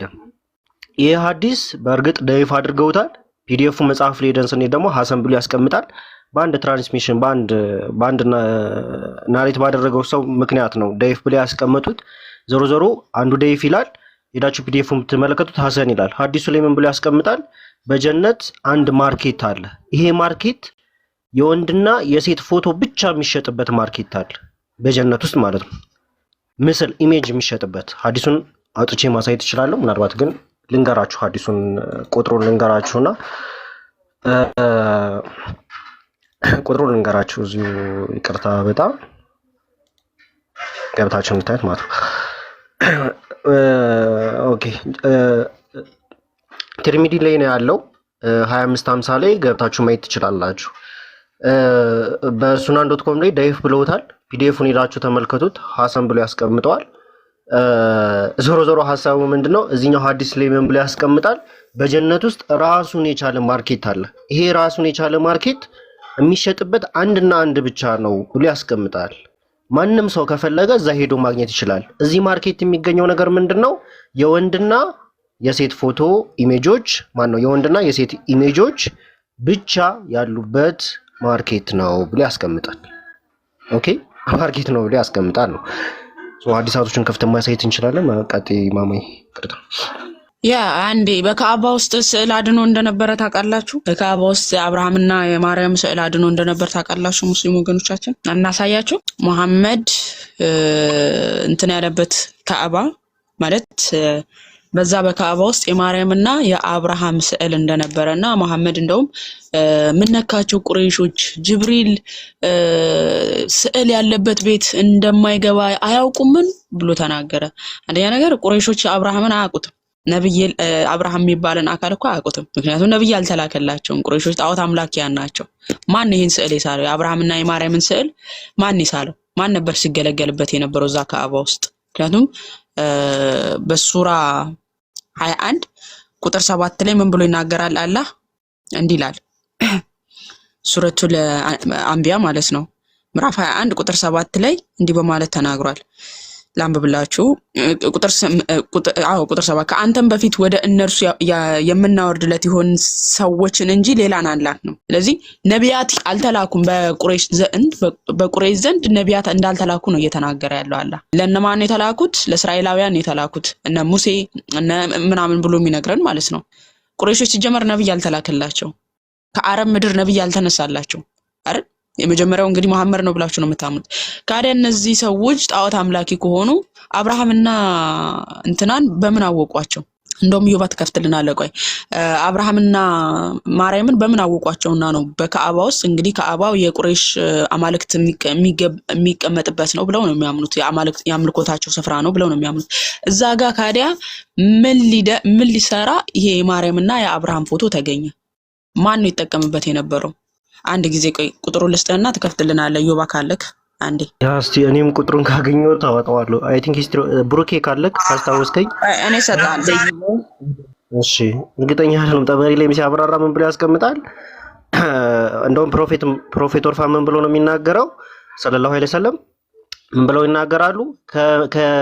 ከኢሳና ከኢሳ እናት ፎቶ ሌሎቹን እንዳለ አውጥታችሁ ጣሉ ብሎ ሲናገር እናያለን። ከሁለቱ ኢሜጆች ውጪ ማለት ነው። ስንወለድ ሁላችንም ሰይጣን መጅልቅ አርግቶን ያያልን እያለቀስን ነው ብሏል። ነው ቪዲዮ አለ። ክርስቶስን ፖስት ይቻላል እንደዚህ ብሎ ማለት ነው። እኛ ስንወለድ ብለን የምናለቅሰው አለ ሰይጣን መጅልቅ አርጎን ስለምንመጣ ነው አለ። ሁሉም ከመርየም ከኢሳቅ ሌላ ሁሉም ተመጅልጎ ነው የመጣው ብሏል ሼኩ ማለት ነው። እንደውም ማን ነው የሚችለው? ትከፍችልናለሽ ርብቃ? ሰው ልጅ በተወለደ ቁጥር አሉ ማንኛውም ሕፃን በሚወለድበት ዕለት ልክ ከእናቱ ሆድ ወጥቶ ምድር ዱብ ሲል ሚያው ብሎ ይጮሃል። ያኔ የማንም እንግዲህ ህይወት ካለው ሞቶ ከሆነ ነው የማይጮኸው። በህይወቱ ተተወለደ አንድ ልጅ ልክ እናቱ መሬት ዱብ ሲል ይጮሃል የግድ ማለት ነው። ያኔ ምስጢር አናውቅም ነበር ለምን እንደሚጮህ ማለት ነው። ያ ጭርር ብሎ የሚያለቅሰው ሕፃኑ ልጅ ከእናቱ ሆድ ሲወጣ አንድ ጥቃት ስለሚፈጸምበት ነው አሉ ነብዩ አለይሂ ሰላቱ ወሰላም። ኢብሊስ ለዒን ለዕነቱላህ አለይ ያንዳንዱ ልጅ እናቱ ምጥ በምትያዝበት ጊዜ በተጠንቀቅ ይቆማል ማለት ነው። አጠገቡ ይቆማል። ልክ ዱብ ሲል በቁንጥጫ ይዞ ለምዝግ ያደርገዋል። ረር ብሎ ያለቅሳል ልጁ ማለት ነው። ያኔ ለምንድን ነው እንደዛ የሚባለው? ሸይጣን ቆንጥጦት ነው አሉ። እና ሰላም በሰይጣን ሰው ልጅ በተወለደ ቁጥር አሉ ማንኛውም ሕፃን በሚወለድበት ዕለት ልክ ከእናቱ ሆድ ወጥቶ ምድር ዱብ ሲል ሚያው ብሎ ይጮሃል። ያኔ የማንም እንግዲህ ህይወት ካለው ሞቶ ከሆነ ነው የማይጮኸው። በህይወቱ ተተወለደ አንድ ልጅ ልክ እናቱ መሬት ዱብ ሲል ይጮሃል የግድ ማለት ነው። ያኔ ምስጢር አናውቅም ነበር ለምን እንደሚጮህ ማለት ነው። ያ ጭርር ብሎ የሚያለቅሰው ሕፃኑ ልጅ ከእናቱ ሆድ ሲወጣ አንድ ጥቃት ስለሚፈጸምበት ነው አሉ ነብዩ አለይሂ ሰላቱ ወሰላም። ኢብሊስ ለዒን ለዕነቱላህ አለይ ያንዳንዱ ልጅ እናቱ ምጥ በምትያዝበት ጊዜ በተጠንቀቅ ይቆማል ማለት ነው። አጠገቡ ይቆማል። ልክ ዱብ ሲል በቁንጥጫ ይዞ ለምዝግ ያደርገዋል። ረር ብሎ ያለቅሳል ልጁ ማለት ነው። ያኔ ለምንድን ነው እንደዛ የሚባለው? ሸይጣን ቆንጥጦት ነው አሉ እና ሽንጡ ላይ ሲመዘልገው ረር ብሎ ያለቅሳል በጥፍሩ እንደዛ አጣብቆ። ሂነ ይውለዱ በተወለደ ቁጥር ማንም ልጅ ይሄን እጣ ፈንታው ነው ማለት ነው። ምንድን ነው እኔ እንግዲህ የእኔ ደንበኛ አሁን ነው እንትን ሲለው ነው ማለት ነው። ሲባርከው በስ እንግዲህ እኔ እጅ ላይ ነው የወድቀው። መጀመሪያ ካሁን በኋላ እኔ ጋር መሆን አለብህ እምቢታ አልቆየልህ ብሎ ማስጠንቀቂያ ሲሰጠው ነው ማለት ነው። ሰይጣን ማስጠንቀቂያ ተሰጥቷችሁ ነው የምትመጡት ሙስሊም ወገኖች ስትወለዱ ምጅልግ አድርጎ። እርግጥ መሐመድ ሰይጣን በደም ስሮቻችሁ ውስጥ አለ ብሏልና ልክ ነው። ወደ ምስሮቻችሁ ውስጥ መኖሩ ልክ ስትወለዱ እንደዚህ መዝልጎ ነው የገባው ማለት ነው። እሱ ሐዲሱ ሳሂህ ቡኻሪ 30 የሚያደርገው ነገር እንዲህ አዳብለውት ነው የሚኖሩት። ተላምዶ ተዳብሎ ባይዘዊ ይሄ ለምን ተከራብን እንደሚለው አልገባኝም። በነገር ለማይገባኝ ነገር ይሄ ነው። በሰሂድ ተሰቃየን የሚሉት ማለት ለምን ምን ይሰራል እነሱ ጋር እኮ አሰቃይቶ ወልዶ መጅልጎ ወልዶ ከዛ ጭማሪ ሰሂድ ሲጨመርባቸው ማለት ወደ ቤቱ ነው የተመለሰው። ለምን ያሰቃያቸዋል? ወጋር ነው ብቻ እና ኢሳ አሁን ያነሳውላችሁ ለምንድን ነው?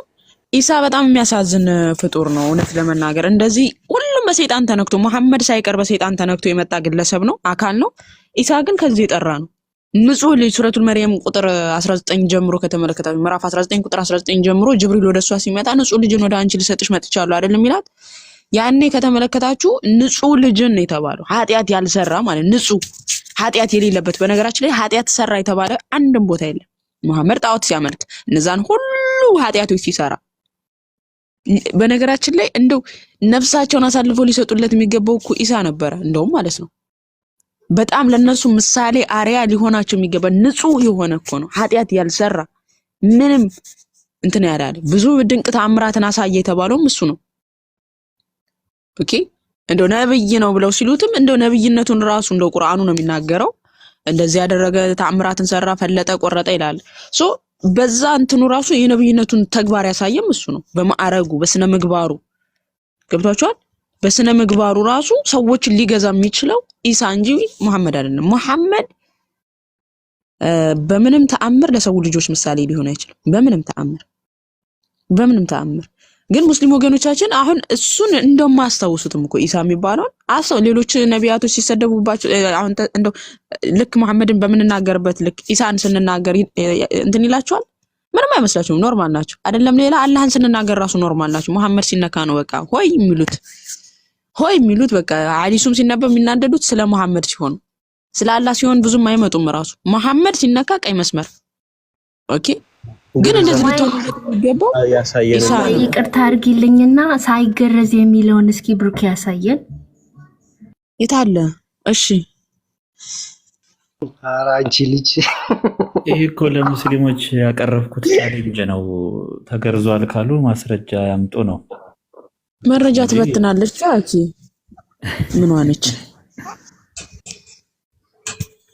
እንጂ ማስረጃዎች አሉ። መሐመድ በሰው እጅ እንዳልተገረዘ የሚናገሩ እናቱ አሚናም የተናገረችው ነገር ስላለ አይ ተገርዟል ነብያችን ካሉ ማስረጃ። ግን ሙስሊሞች ይገረዛሉ እንዴ? ሲጀመር ብሩክ ማለት አሁን እንደዚህ ሳይ አንተ ሙስሊም ልትሆን ነው አትገረዝም ምናምን ይባላል እና የሆነ ይገረዛሉ። ራሱ ግርዛት አለ በወንዶች ውስጥ ለምን እንደሚገረዙ ነው እኔ ራሱ የማይገባኝ ብንችል። ከዛ በተረፈ ማማዬ እንዳለችው አሁን አላህ ቢሰደብ ምንም አይመስላቸውም ሙስሊሞች። አይታችሁ ከሆነ አህባሽና ወሃቢያዎች እርስ በርስ ሲከራከሩ አላህን ነው የሚሰዳደቡት። ያንተ አላህ ግንበኛ ነው፣ ያንተ አላህ እንደ ጦጣ የሚወጣ የሚወርድ ነው ምናምን ተባብለው አላህን እርግጥ ነው የሚያደርጉት እርስ በርስ ማለት ነው። መሐመድ ጋር ግን ሲመጡ ቀልድ የለች። በቃ ሰላዋት ያወርዳል ሁሉ። ይሄ ከዚህ መቼም ትረዳላችሁ አላህ የመሐመድ አሻንጉሊት እንደሆነ ግልጽ ነው። ራሳቸው አላህን በዚህ ቃል ለመነጋገር ከተደፋፈሩና ስለ መሐመድ ሲያወሩ ግን ምላሳቸው የሚተሳሰር ከሆነ ክብራቸው ለማን እንደሆነ ግልጽ ነው። ባስተምሮቱም ደግሞ ስናይ ሰሃባዎቹ ደሙን ይጠጡለት ነበር፣ ደሙን ይልሱለት ነበር። ለምሳሌ ከበድር ጦርነት በተመለሰ ጊዜ ደሙን ይልሱለት ነበር መሐመድን።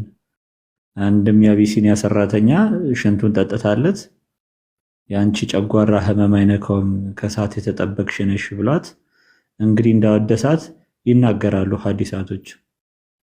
ኡዳ ያረገበትን ጣቢ ምናምን ያስጠጣቸው ነበረ መሐመድ። ጠጡ ይሄንን ብሎ ትእዛዝ ይሰጥ ነበረ። እንግዲህ ተጉሞጥሙጦ የተፋበትን የታጠበበትን ውሃ ማለት ነው። ይሄ አምልኮ አይደለም ወይ? አቡበከርስ መሐመድን የምታመልኩ መሐመድ ሞቷል ያለው ከምን አንጻር ነው የሚለው ብዙ ነገር አለ። ለማንኛውም አምረዲን ይሰማል። ኦኬ እሺ፣ ቀደም ያልኩትን ላሳያችሁና ሱረቱል መርየም ላይ ያለው ተፍሲር አልቁርጡቢ ምን እንደሚል ማለት ነው። የእስልምናው ተአምር አረብኛ የሚያነብ እስኪ የሚያግዘኝ ሰው ትላለ። እኔ ያው አረብኛ ባልችልም ይቀየራል።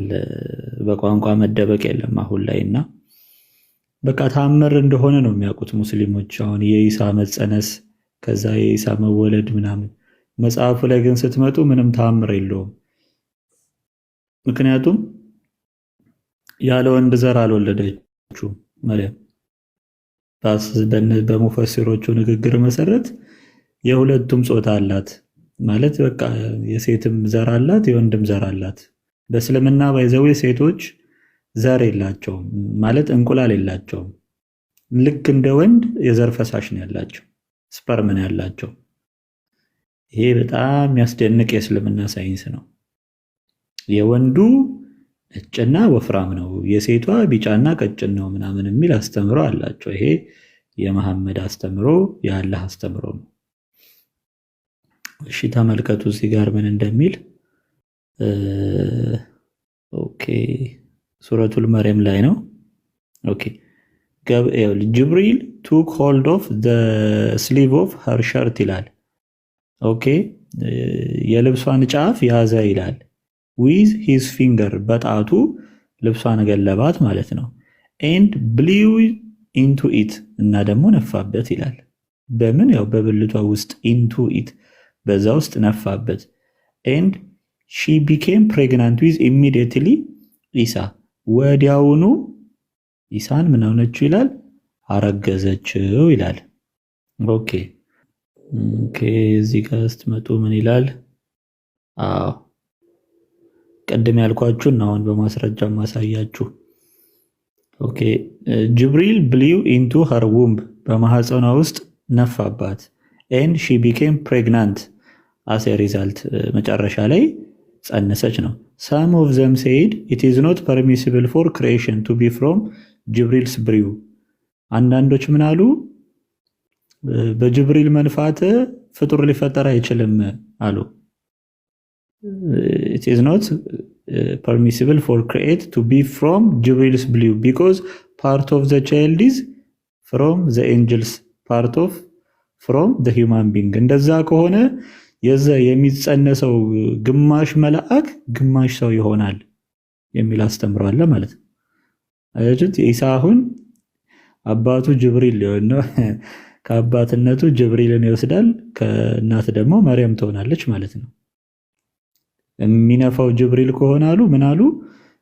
ሃፍ ፓርቱ ሂውማን ነው፣ ሃፍ ፓርቱ ኤንጅል ነው የሚሆነው ኢሳ ማለት ነው። ኦኬ እዚህ ጋር ተመልከቱ።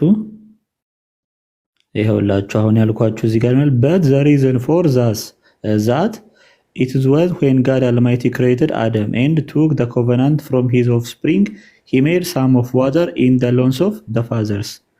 አላህ አደምን በፈጠረው ጊዜ አንዱን ውሃ የታደረገው ይላል ወገቡ ላይ ያደረገው ይላል የዘር ፈሳሹን ማለት ነው። and some in the mothers the womb of the mothers ሌላኛውን ውሃ ደግሞ በእናቶች ማህፀን አደረገው ይላል። እንቁላል የሚባል አስተምሮ የለም በእስልምና። ሴቷም የዘር ፈሳሽ ነው ያላት፣ ወንዱም የዘር ፈሳሽ ነው ያለው። ኦኬ so when the two waters meet ስለዚህ ሁለቱ ውሃዎች ሲገናኙ they became a child ከዛ ጽንስ ይፈጠራል፣ ልጅ ይመጣል የሚል አስተምሮ አለ ማለት ነው። ኦኬ and Allah Almighty made both waters in Mary። ይሄው አላህ አልማይቲ ምን አለ? ሁለቱንም ውሃዎች በመርየም ውስጥ። ስለዚህ ሚራክል የሚባለው ነገር ይቀራል፣ ይቆማል ማለት ነው እዚህ ጋር። ምክንያቱም የወንዱንም ስፐርም ይዛለች የሴቷንም ስፐርም። ጥያቄ ያለኝ ብሩክ እዚህ ጋር ማለት ነው ጅብሪል ጀነቴል ያለው ያ እሱን ታሳየኛለህ እና ባይዘው ኦፍ ኮርስ እፈልጋለሁ ውስጥ እሺ እሱን ላሳይ አንዴ ጅብሪል ብልት እንዳለው ላሳይ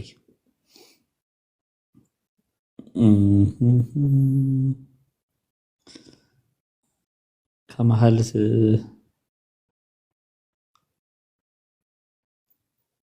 ጥያቄው አንዳንዴ ሳይታሰብ ሲመጣ ማስረጃው ፊት ለፊት ላይኖር ይችላል ግን አይጠፋም ለዚህ የሚሆን እና ጨመረ ፐርፐዙንም ታስረዳናለህ ያው ገብቶ የሚያስረዳ ስለሌለ what was the plan behind it ነው you know that ግን ላክልኝ እሺ ብሩኬ ፖስት ቴሌግራም ላይ ማለት ነው እሺ አረ እናያለን ተፍሲር አልበጋዊንም እናያለን እኮ የዚህ የመሬም ጉዳይ ፈራችሁ እኮ አትቅረበኝ ጌታን የምትፈራ ከሆነ አትቅረበኝ አለችው ለምን ጸጉሩን ፈርዞ ጺሙን ምናምን አስተካክሎ ላጥላጥ እያለ ነው የመጣው የት ቢመጣ ጥሩ ነው መታጠቢያ ቤት ውስጥ ልብሷን አውልቃ እየታጠበች እያለ ማለት ነው ጅብሪል የመጣ ይሄ ነው የእስልምና አስተምረው እንግዲህ ምንም ልረዳቸው አልችልም ሙስሊሞች ከወር አበባ ስትታጠብ ልብሷን ባወለቀች ጊዜ ጅብሪል ከቻለ ይላል ከዛ ፈራች ተሳቀቀች ይሄም አይደለም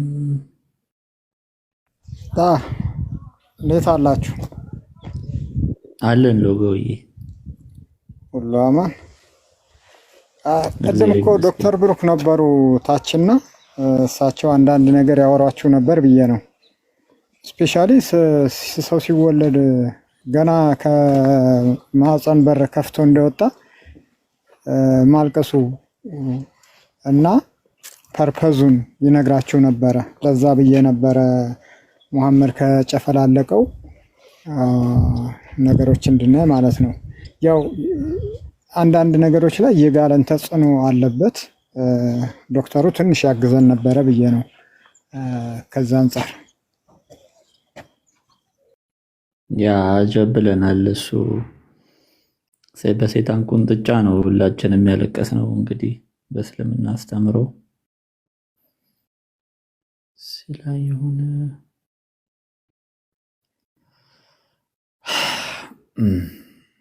ፊሜልስ ላይ ኦኬ አንድ ላይ እነዚህ ነገሮች ሰብስቤ ካላዘጋጀው በስተቀር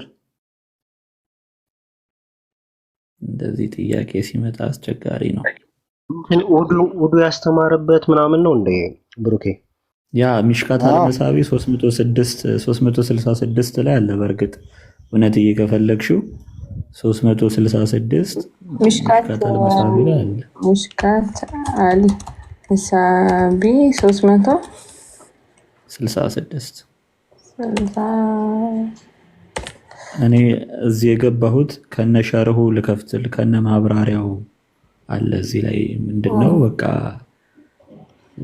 ሰው ሆኖ ስለመጣ ሰው ሆኖ ሲመጣ ደግሞ ጾታ ይኖረዋል ስለዚህ ጾታ ካለው ደግሞ ወንድ ወይ ሴት መሆኑ ከታወቀ ወንድ ስለሆነ የመጣው ብልት ቢኖረው ምንም ችግር የለውም ብልት መኖሩ እኮ አይደለም እሱ ብቻ ሳይሆን ጭራሽ መሐመድ ፊት አውጥቶ ብልቱን አጠበ ጅብሪል የፕራክቲካል ቲቸር ነው በተግባር ነው የሚያስተምረው መሐመድ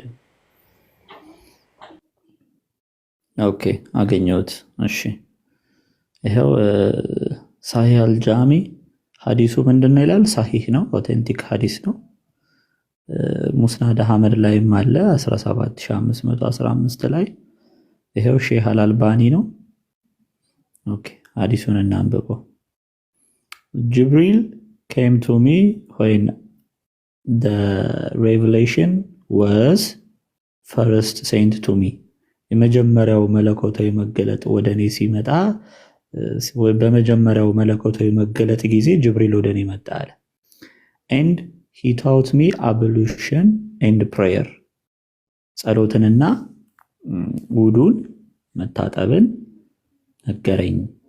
when he finished ablution ውዱን በጨረሰ ጊዜ he took a handful of water በእጁ እንደዚች ውሃ ያዘና and sprinkled it over his private parts ረጨው በብልቱ ላይ ብሎ ይሄንን ተናግሯል። ዘይድ ቢን ሐሪታ የተባለው ዘጋቢ ማለት ነው። መልስሽን አገኘሽ? እውነት? አዎ አገኘሁኝ። ሰው ማለት እንትንም ሊሆን ይችላል፣ ሃራስመንትም ሊሆን ይችላል። ማለት ምን እንደተቃለ ስቴትድ የተደረገ ማብራሪያ አለ ማለት ለምን ይሄ እንደሆነ ይሄው ሸርሁ እዚህ ጋር ሙሉ አለ። ቆይ ያ አይደለም ነው እኔ ማስለሱ ምን አገባኝ ስለሱ ነው። ለምንድን ነው እንደዚህ ነው በዚህ መንገድ ለምን እንዲሆን ተፈለገ ካለ በዛ ካልሆነ ማብራሪያ ከሌለው just ናቢዝ ማለት ነው። እስልምና መንፈስ ቅዱስ የሆነ መገለጥ ስለሌለው ሐሳቡ ከዚህም ከዛም ነው የሚቃረመው። ስለዚህ የራሳቸውን መላምት ከማስቀመጥ ውጪ ይሄ እኮ የመለኮት ስራ ነው አይደል? ማንም እንደዚህ አድርጎ ዶክትሪን የሚመሰርትበት አስተምሮ አይደለም። እግዚአብሔር ሊገልጥ ያስፈልጋል የጌታችን የኢየሱስ ክርስቶስን ጽንሰቱንና ውልደቱን ማለት ነው። እስልምና ደግሞ ይሄ መገለጥ የለው፣ ይሄ አስተምሮ የለው። ስለዚህ ግማሹ ሃፍ ሂውማን ሃፍ ኤንጀል ነው ይላል። ግማሹ ደግሞ እንደምታዩ እሷ ሁለቱም ጾታ አላት ይላል ማለት ነው።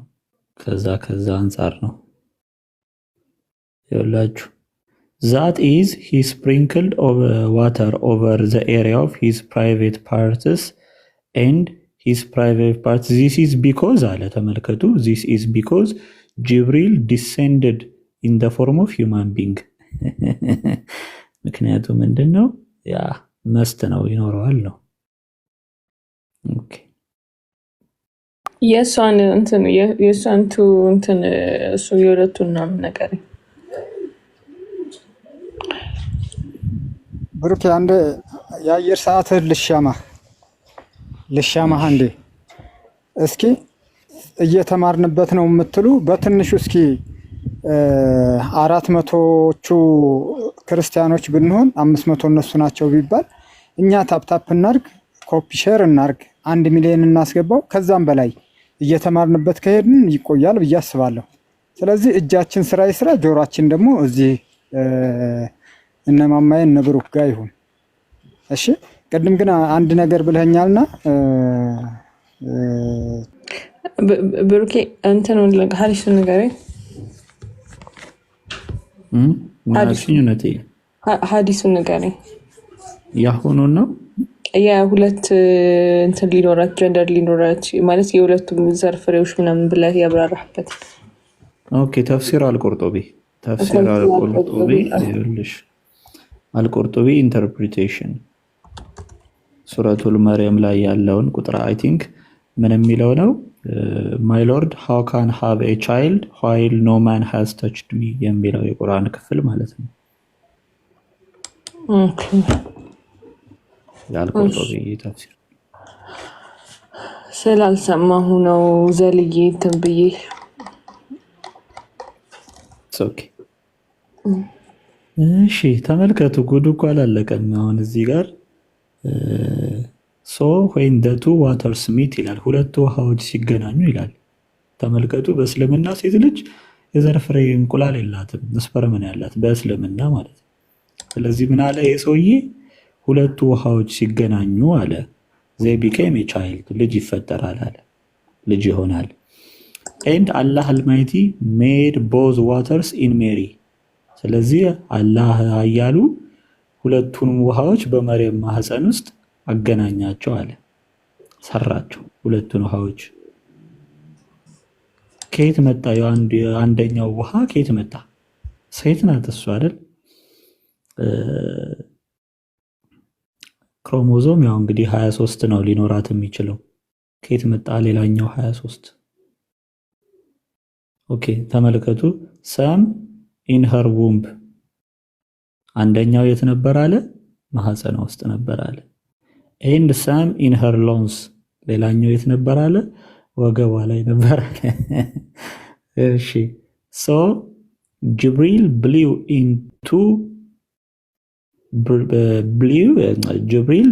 into it ጅብሪል በሷ ውስጥ የነፋው to arouse her desire ይሄውን አጋንንት አስተምሮ ነው ጅብሪል በሷ ውስጥ ሁሉም አጋንንት አስተምሮ ነው በርግጥ ይሄ ደግሞ በጣም ጽንፍ የወጣ አጋንንት ምን ይያለን ያለው ጅብሪል በሷ ውስጥ የነፋው አለ ስሜቷን ለመቀስቀስ ነው ሆርኒ ሊያደርጋት ነው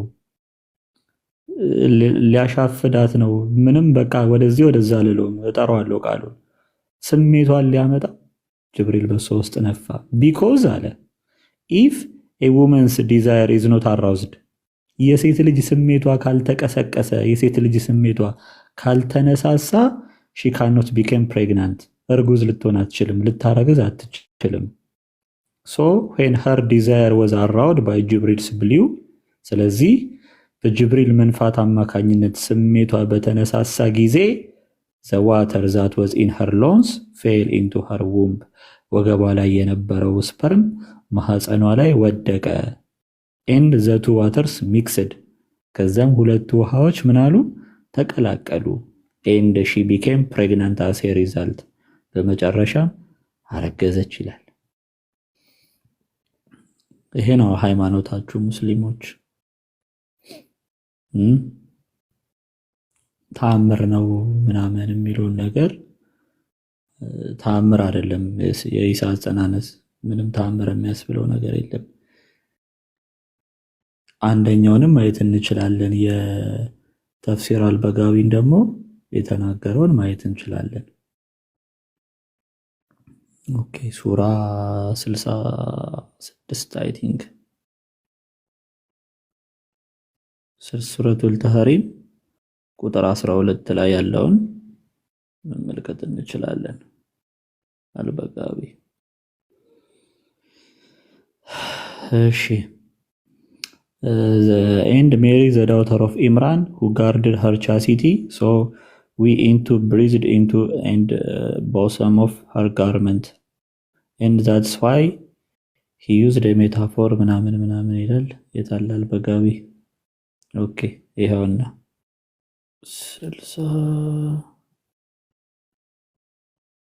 66:12 I think እሱ መሰለኝ ቆይ እስኪ ልየው እውነት የሐሳብ ስጭበት ዝም ብዬ ከማልፈው አሁን የተወራው ላይ አይ ቆይ አሁን እኮ እያንዳንዱን የምትላቸው እንትኖች ተፍሲሮች እንትን አላልኳቸውም አላየኋቸውም እና እንትን እያልኩኝ ነው እንኳን አንተ ስትነግረኝ የከፈትኩኝ ያየሁት ነው ሶ ተዋውና በኋላ በውስጥ ላክልኝ አይ ቲንክ አፍሪካ ሙስሊም ነህ ወይ እንዴት ነሽ እግዚአብሔር ይክበር ይመስገን እንዴት ነው አለን መጠየቅ ይቻላል ጥያቄ ወይስ እናንተ ያብራራችሁ ነው አይ አንተ ጠይቀን እኛን ጠይቀህ እንጂ እናንተ አትጠየቁም እኛ ሰዓቱን ጨርሰናል የምንጠይቀበትን ትጠይቃለህ እንዴት አልጠየቅም ማለት መልስ የላችሁም ነው ወይስ ሰዓት የላችሁም አይ አሁን ሰዓት የለንም እኛ የምንጠይቅበት ሰዓት ነው ስለዚህ በምንጠይቅበት ሰዓት ስለመጣ ትጠይቃለህ ወይ አስተምሮትን ታውቃለህ ትጠይቃለህ ሙስሊም ነኝ እኮ አልኩሽ እኔ እኮ ስለ ሃይማኖት ያውቃለሁ እኔ ደግሞ ያልገባኝ ከናንተ ስለዚህ አሁን አይደለም እኮ ስለዚህ እኛ ስላንተ ስለሆነ እየጠየቅን ያለው አሁን ሌላ ሀተታውን ተወውና እንጠይቅ እናንተ አትጠይቁም መልስ የላችሁ ወደ ፖይንት እንግባ ወደ ነጥባችን እንግባ አሁን የተናገርኩኝ መሰለኝ መልስ አለሽ የለሽም እናንተ አይኛ መልስ የለንም በእኛ ኦኬ ልጠይቅ መልስኩል አይ ችግር የለውም ኦኬ የኢሳን አባት ባለ ሁለት መሪ ምጾታ ሆና መልስ አላችሁ የላችሁም እናንተ ኦርቶዶክስ መልስ አለ የለም ዘፈናችሁን ታች እሺ እዛው ዘፈን ስለለመዳችሁ አውጡለት አሁን ለኢሳም ጨምራችሁ እዚህ የሰውን ስራ ፈቱላ አሁን ስለ ኢሳ አባት ማውራት የሚችል ሰው ብቻ ሪኩዌስት ላኩ ጊዜያችሁን አታባኩ ፕሮፓጋንዳና ፖለቲካችሁን እዛው ቤታችሁ አራግፋችሁ እንትን ጆራችሁ ውዶ አላረጋችሁም ዛሬ ምን እያልኩኝ ነው ውዶ አድርጉ ሂዱና ሱሱ የተባለባችሁን ውዶ አድርጉ ከዚህ በኋላ የሚታገሳችሁ ሰው የለም። እንትን በሉ አሁን ምንድን ነበረ ስሙ ስለ ኢሳ አባት ማውራት የሚችል ሰው ካለ ሪኩዌስት ይላክ። ሌሎቻችሁ እዛው ተኙ፣ ቁጭ ብላችሁ ታብታብ እያደረጋችሁ ተማኑ። ርዕስ ለማስቀየር ገብታችሁ መልስ የላችሁም። ለቅሶ እንዴት እንደሚሰለችው። ሰላም እንዴት ናችሁ ቤተሰብ? እግዚአብሔር ይመስገን። እንዴት ነው የሀገር ሰው ማሩ? እንዴት ናችሁ? ይመስገን ይመስገን። እንዴት ነህ አላችሁ? ይቅርታ ግን ለምን ይቅርታ ጥያቄ አትቀበሉ? ለምን አትስማሙ? አይ ሰዓታችን አይደለም። ይኸውልህ ቤታችን በፕሮግራም ነው የሚከፈተው። ስለዚህ ለጥያቄ ደግሞ የራሱ ሰዓት አለ፣ እኛም የምንጠይቅበት ሰዓት አለ። አሁን ደግሞ የከፈትነው ለጥያቄ ለመጠየቅ ስለሆነ ለመጠየቅ ሲሆን ደግሞ ሁላችንን ፎሎ አድርጉና ታብታብ እያደረጋችሁን ትቆያላችሁ። ለመጠየቅ ሲሆን እና ጠይቁ ስንላችሁ መታችሁ ትጠይቃላችሁ። ጥያቄያችሁ ምንድነው? ጥያቄያችሁ ምንድነው? ስለ ኢሳ አባት ስለሱ እየጠየቅን ነበር። ኢሳ አባት የለውም፣ ኢሳ ነብይ ነው። አንዳንድ ቦታዎች ግን የሆነ ነገር አሉ። ማብራራት ትችላለህ? አንዳንድ ቦታዎች ግን ግር የሚሉ ነገሮች አሉ። እሱን ማብራራት ትችላለህ? ኢሳ እኮ ለእናንተ ፈጣሪያችሁ አይደል? እንዴት አባት ይኖረዋል? አይ ኢሳ እኛ እናውቀውም። ባይዘው እናንተ ቁርአን ላይ ያለው ኢሳና ኢየሱስ ክርስቶስ አንድ አይደለም ነው የምንለው። እሱን አንድ አለመሆኑን አይ ኖ አትበል። የእኛን አስተምሮት እኔ የማውቀው አይደለ። ስለዚህ እኔ እንደ አስተምሮቴና እንደ እምነቴ ኢሳ የሚባል ሰው አላውቅም። ስለዚህ እናንተ ጋር ቁርአናችሁ ላይ የተጠቀሰው ኢሳ ማን ነው? ኢሳ ያለ አባት ነው የተወለደ። ለኛ ደግሞ ነብያችን ነው፣ ለእናንተ ደግሞ ፈጣሪ አባት የተወለደ። በመጀመሪያ እሺ፣ ለምንድን ነው እንደዛ የተወለደው? ለምንድን ነው እንደዛ የተወለደው? ይሄ እኮ ያላህ ስራ እኮ ነው። እኛ እንግዲህ ከተከታታይ ያገኛል። አላህ ማለት ያለ ፕላን ነው የሚንቀሳቀሰው፣ ስለፈለገ ነው ነገሮችን የሚያደርገው ወይስ እንዴት ነው? ተአምር ነው። አሁን እኔ ማለት እንደዚህ እኔ እንደጠይቁ ሳይሆን ሆነ። አሁን ለምሳሌ እያንዳንዱ አያ ሲወርድላችሁ እኮ ሰበብ አለው ዙል አለው አይደለ? አብዛኛውን። ስለዚህ ለምንድን ነው እንደዛ እንዲወለድ ያደረገው? ተአምር ብቻ ነው? ከዛ ውጪ ተአምር ከምትለው ውጪ ሌላ የምታብራሩት መልስ የለም? እዛ እኮ የሚማሩበት እየሄዳችሁ እኮ መጠየቅ ትችላላችሁ። ግን ለምን እንሄዳለን? አየናቸው እኮ እድሜያቸውን። ስለዚህ የእኛ ተናናሾች ስለሆኑ እዛ ጋር ተጉተን ከምንሄድ ዱና አስረዱን። ሃይማኖታቸው አይደለ ይመልሳለሁ። ሁሉ ነገር አብራርቶ አይደለ? እናንተ ኦርቶዶክስ ናችሁ ወይስ ምንድን ናችሁ? ስለኛ ሃይማኖት ምን ቸገረ? አሁን የተጠየቀውን መልስ። ምንስ ብና ኢሳ ለኛ ነብይ ነው። በቃ ያለ አባት ነው የተወለደው እኮ። ነብያችሁ እንደሆነ እናውቃለን፣ ያለ አባት ተወለደ እንደምትሉ እናውቃለን። ግን ከዛ ጀርባ ያለውን ነገር ለምንድን ነው ያንን ታምር እንዲደረግ ያደረገው? ለምንድን ነው ያንስ ታምር እንዲደረግለት ኢሳን የመረጠው? ለምንድን ነው መሐመድን ሳይጠብቅ ኢሳ በጅን እንኳን እንዳይቆነጠጥ አድርጎ የጠበቀው? ይሄንን ነገር ስለምን እንደሆነ ስለተረጋግጠ ነገር ትችላለህ? ለምንድን ነው የማይሆን ጥያቄ መልስ የሌለው ጥያቄ የምትጠይቁት? ኦኬ እሺ፣ መልስ የለውም እንለፍ። መልስ የሌለው ጥያቄ የምትጠይቃላችሁ። ብሩክ ያለ አይ እኮ መልስ ከሌለው በቃ እሺ፣ በቃ ኢሳ ያለ አባት ነው የተወለደው። ስምንት ነጥብ ምንድን ነው እኮ ያለ አባት ስትሉ የሚሉ ነገሮች አሉ። አሁን ተፍሲር አልቁርጡቢ ላይም ሚሽካት አልመሳቢ 3366 ላይ ማለት እንትና ጀነቴሊያ እንዳለው ሲታወቅ ምናምን አወላለዱም ትንሽ ኮሽነብል ስለሆነ ይሄንን ነገር በመጀመሪያ ደረጃ የአላህ ፕላን ኢሳ እንደዚህ እንዲወለድ ያደረገበት ምንድን ነው? ከዛ ፕላን በኋላስ ምንድን ነው? ለምንድን ነው እሱ ብቻ ተለይቶ ካለወንድ ዘር እንዲወለድ ያደረገው? እሺ እግዚአብሔር ይስጥልን። ነቅላችሁት ነው ወይስ ራሱ ተነቅሮ ነው? ብሩክ ያለ አለው መልስ የለውም። በቃ ርዕስን ቀይር አይመስልም? አያውቁትም እኮ ሰምተውትም አያውቁም። አሁን ይህንን አስተምሮ ተረት በመስጊድ ውስጥ ይቁም እባካችሁ ሙስሊሞች፣ ከመጽሐፍቶቻችሁ አስተምሮ እንጂ አሁን ዝም ብለው ተአምር ነው እያሉ እንትን እንዲሉ አታድርጓቸው። ለምን እንደማያስተምሯቸው በደንብ ኤክስፕሌን ቢያደርጉት መልካም። አያስተምሯቸውም። ምክንያቱም ተአምር ነው ብሎ ሲኖር የቆየ ማህበረሰብ አሁን በዚህ ሁኔታ ነው እኮ መሬም ያረገዘችው ቢባል አይቀበልም። እሱማ ግን ማለት የሆነ ኤክስፕላኔሽን ሊኖረው አይገባም ነበረ። ከየት ይምጣ? ይሄ እኮ የመለኮት ስራ ነው። እንዴት ነው ኤክስፕሌን ሊያደርጉት የሚችሉት? መላምት ነው ሊያስቀምጡ የሚችሉት። አይ አይደለም። ቢያንስ እንኳን ለምንድን ነው ከፍጥረት ሁሉ መርጦ አላህ ከነቢያት ሁሉ ለይቶ ኢሳን ያለ አባት እንዲወለድ ያደረገው? የኔ ጥያቄ ይሄ ነው በመጀመሪያ ደረጃ። ከዛ ነው የሚሉት እኮ ይሄ አሁን አላህ ፋሽን ሾው እያሳየ ነው። መጀመሪያ አደምን ከጭቃ ያለ አባት ያለ እናት ፈጠረ። ከዛ መርየምን ሐዋን ደግሞ ያለ እናት። ዋይ ኖት መሐመድ? ዋይ ኢሳ? ዋይ ናት መሐመድ? ላይክ አሁን ለምሳሌ ነብያቸው በጣም ትልቅ ቦታ አላቸው አይደለ? እነሱ እስከ ሞት የሚደርሱላቸው ነብያቸው ለምን ማለት እኔ እንደውም ሞር ፕሪፈር የማደርገው የኢሳን ቦታ መሐመድ ቢዝ ነበረ። ኢት ሞር ኮንቨንስብል ነው። ኢሻዳን በሱ ስም ነው የሚያዘው። ብዙ ፕሪቪሌጅ ተሰጥቶታል ምናምን። ያ ነገር እያለ አማላጅም ሆኖ የተቀመጠው እሱ ነው።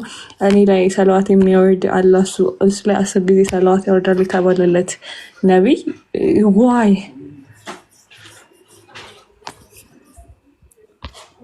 ለራስ ሲቆርሱ አሳንሱ ነው። ሌላ እኮ ምንም ቀደም ዶክተር ገብተው ነበር። ያ ተፍሲር አልበጋዊ ላይ ምንድን ነው የሚለው? መርየም ወደ አክስቷ ቤት ልክ መስጊድ ውስጥ ነበር የምትኖረው ይላል። ኢማጂን አይሁዳውያን ዘንድ መስጊድ ነበረ። እንግዲህ ከመሐመድ 700 ዓመት በፊት መስጊድ ነበራቸው አይሁዳውያን ማለት ነው። ኦኬ ይሄንን ትምህርት እንግዲህ ያዙና ከዛ ልክ የወር አበባዋ በሚመጣ ጊዜ ያው መስጊድ ውስጥ መቆየት ስለማትችል ወደ አክስቷ ቤት ሄደች ይላል። ወደ ተራራማው ስፍራ ወደ አክስቷ ቤት ሄደችና እዛ ቆየች። እዛ ቆይታ ከዛ ልክ የወር አበባዋ መንጻት ጊዜ ላይ ስትደርስ ወደ መስጊዷ ተመለሰች። ሰላም ከድር አይ ቲንክ ልመልስ ነው መሰለኝ። ሀበሻ ለካም ፈልገው ብለሃል ጠይቁ ነው። አይ ነው እየጠየቀ ነው። ምንድነው ጥያቄው? ኢሳ ካወላለዱን ጀምሮ አይደል ወደ አባቱ ከመሄዱ በፊት ብሩክ ጅብሪል እንዴት ነው ያስረገዛት መርየምን? ከድር ወይ እንዴት ነው ጅብሪል መርየምን ያስረገዛት? በአላህ Subhanahu Wa Ta'ala ትእዛዝ ጅብሪልን ሩህ እንዲነፋበት ታዘዘ። ነፋበት። ከዛ በኋላ ነብዩላህ ኢሳ ወይም ደግሞ ኢየሱስ ክርስቶስ እናንተ አምላክ ብላችሁ የምትጠሩት እንዲረገዝ ተደረገ ማለት ነው። ምኗ ላይ ነው የነፋባት? ምኗ ላይ ነው የነፋባት ማለት? ነፋባት አልከኝ። ምንድነው የነፋባት? ምኗ ላይ ነው የነፋባት? ምኗ ላይ ነው ማለት እንዴት ነው? ነፋ ማለት ከቦታ ጋር ምን አገናኘው? እናንተ እዛ ቦታው ጋር ምን አደረሳችሁ? ምንድነው የነፋው? የት ነው የነፋው? ጥያቄ እኮ ነው። ኦኬ ነፋባት ስትለኝ ምኗ ላይ ነው የነፋው? እንዴ ነፋባት ማለት አንተ ቦታ መፈልግ አለብህ እንዴ? ወዴት ልትሄድ እየፈለክ ነው? ማለት የግድ ነፋባት ቁርአን አለ እጅ ላይ ያስፈልገዋል አይደል? እናንተ ቁርአን አለ እጅ ላይ ቁርአን አለ እጅ ላይ ቁርአን አለ እጅ ላይ ያው ኦኬ ሱራ 66 ቁጥር 12 ላይ ብልቷ ውስጥ እንደነፋ ነው የሚናገረው። ተአምር ከሆነ ሴትን እግር መሃል ገብቶ እንደ ፊኛ መንፋት ምንድነው ጥቅሙ? ይሄ አሁን በተአምር የተደረገ ነገር ነው ካልክ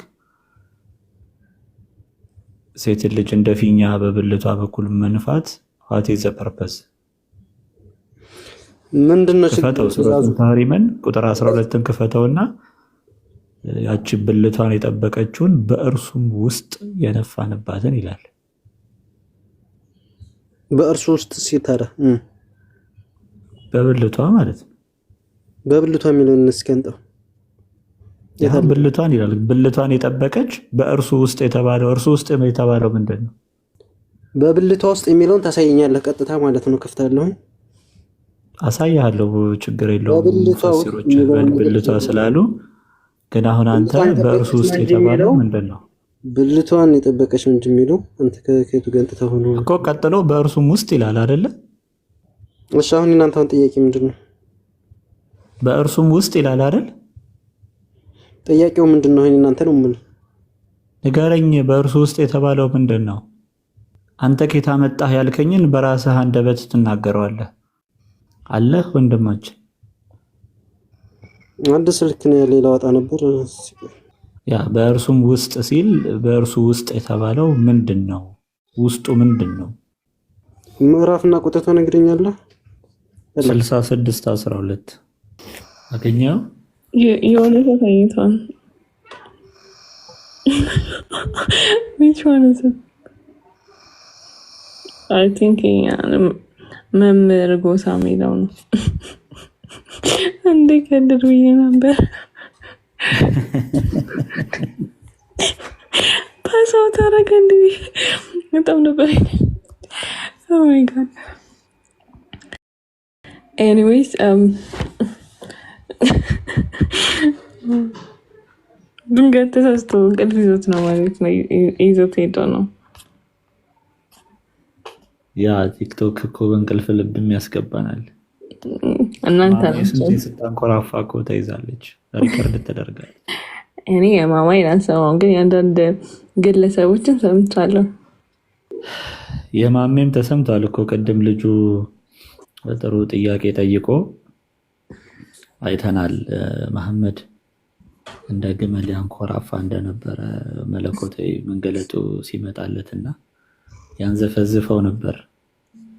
ታዲያ ድምፅ ደግሞ ከአረቦች በላይ የሚረዳው የለም አይደል? አዎ እሱ ነው እውነት። ስለዚህ እነዚህ ታማኝ የመሐመድ ሰሃቦች መሐመድ እንደ ግመል ማንኮራፋቱን አልደበቁንም። Yaya, we have Yaya in the house. I think Yaya have the answer. I Muslim? I think so. ይታለች ነበረች እንደ ብሮድካስት ግን ሰው መቀበል ብንጀምር ጥሩ ነው። አይ ሙስሊም አስተዋውቀን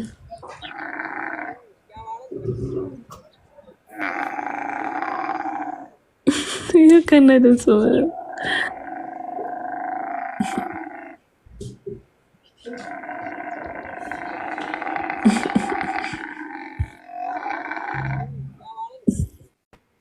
ይሄ ነው ሐዲሱ የሚለው ሰለላሁ ዐለይሂ ወሰለም ደግመል እንደዚህ ያንኮራፉ ነበረ። ሐዲሱ እንደዚህ አይደለም ማለት ምን አልከኝ ወንድማችን? ሐዲሱ እንደዚህ አይደለም። ኦኬ ሐዲስ ልንገረት ከፍታለህ። ሳይ ሙስሊም 1180 ላይ ክፈት እስኪ። አይ ክፈትና አንብበልኝ ይችላል። ኦኬ አንብበው ታውቃለህ ከዚህ በፊት ሐዲሱን? ቁጥሩን ንገረኝና እነግርሃለሁ። ሳሂህ ሙስሊም 1180 ላይ አይልም ካልከኝ ከዚህ በፊት አንብበኸዋል ማለት ነው። በእርግጠኝነት ያላነበበ ሰው መቼም ሀሳብ አይሰጥምና እስቲ አንብበልኝ። አንብበኸው አታውቅም? አንብበልኝ መጀመሪያ። እንደኔ ለምን አነብልሃለሁ? አይልም ስትለኝ እኮ እንዳነበበ ሰው ሆነህ ነው እያወራህ ያለኸው አይደል? እንዳስታውሰው ነው አንብበልኝ ያልኩህ። እሺ እንደሱ መሐመድ ወሂ ሲቀበል እንዴት ነበረ የሚመጣለት? ሪአክሽኑ እንዴት ነበረ? ማለት ለምሳሌ እንደ ግመል ያንኮራፋ ነበር ቢባል ስህተት ነው? ታዲያ ሰውም እንደ ግመል ያንኮራፋል። ምን የተለየ ነገር አለው? ምን አልከኝ? ሰውም ያንኮራፋል። ምን አዲስ ነገር አለው? አዎ ግን እሱ ወሂ ሲቀበል እንደ ግመል አሁን ይል ነበረ ነው የሚለው። እንደ ግመል የግመል ድምጽ ይመስል ነበር ነው የሚለው እና አይልም ለምን አልከኝ ነው። ቅዱስ ዳዊት ልብሱን አወለቀ ይላል። ስለዚህ ምንድን ነው የተለየ ነገር? እኔ አይ አንቺን አይደለም አትሰማም ያያ ቅዱስ ዳዊት በመንፈስ ቅዱስ ተሞልቶ ሲዘምር ልብሱን አወለቀ ወይም ደግሞ ስለ መሐመድ ነው የተጠየቀው ብራዘር። ኦኬ ስለ መሐመድ ለምን እንደሚያኮራፋ አታውቅም ያያ? አንቺ ዝም በይ፣ እሱ ነው እያወራኝ ያለው። አንቺ ዝም በይ። አይ ዝም በይማ አትለኝ፣ ታች ትጠበጥባታለህ። መጽሐፍ ቅዱስ አፋችሁን ማለቀቅ የለም። ዝም ስትባሉ በጣም እንትን አላችሁ። መጽሐፍ ቅዱስ ከዚህ በኋላ ስለ መጽሐፍ ቅዱስ ለመጠየቅ ነው እንጂ ለማንሳት የሚመጣ ሙስሊም ካለ እንዳይገባ። ከገባም ለነገሩ ወዲያውኑ ስለምፈጠፍጣችሁ ችግር የለም። እሺ ጁሊያ አሚር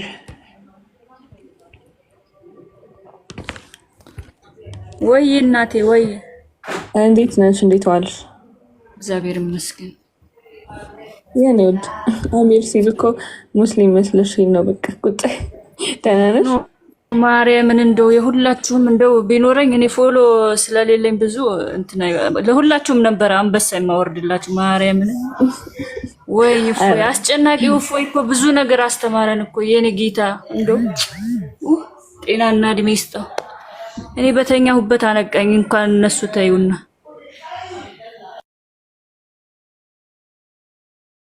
እንኳን እንደዛ ሆነ ሀንዬ። እኔ እንትን ልጠይቅሽ ነበረ ጁሊያ አሚር ስለሚል ለዛ ነው። እሺ ሌላ ሰውን ሞክር። ዛሬ ቤቱ ባዶ ሆነ። ለነገሩ እንትን ነው እኮ ዛሬ እኮ ፕሮግራም አላቸው ብሩኬ። ምን የምን ፕሮግራም ነው? አይ ቲንክ እዛ ሄደውም ይመስለኛል። ሳስበው ነው እንዲሁ ሳስበው የእንትኑ ውድድር አለ እየተባለ ነው። ሩመር ሀዝት የቁርአንም ውድድር አለ እየተባለ ነው።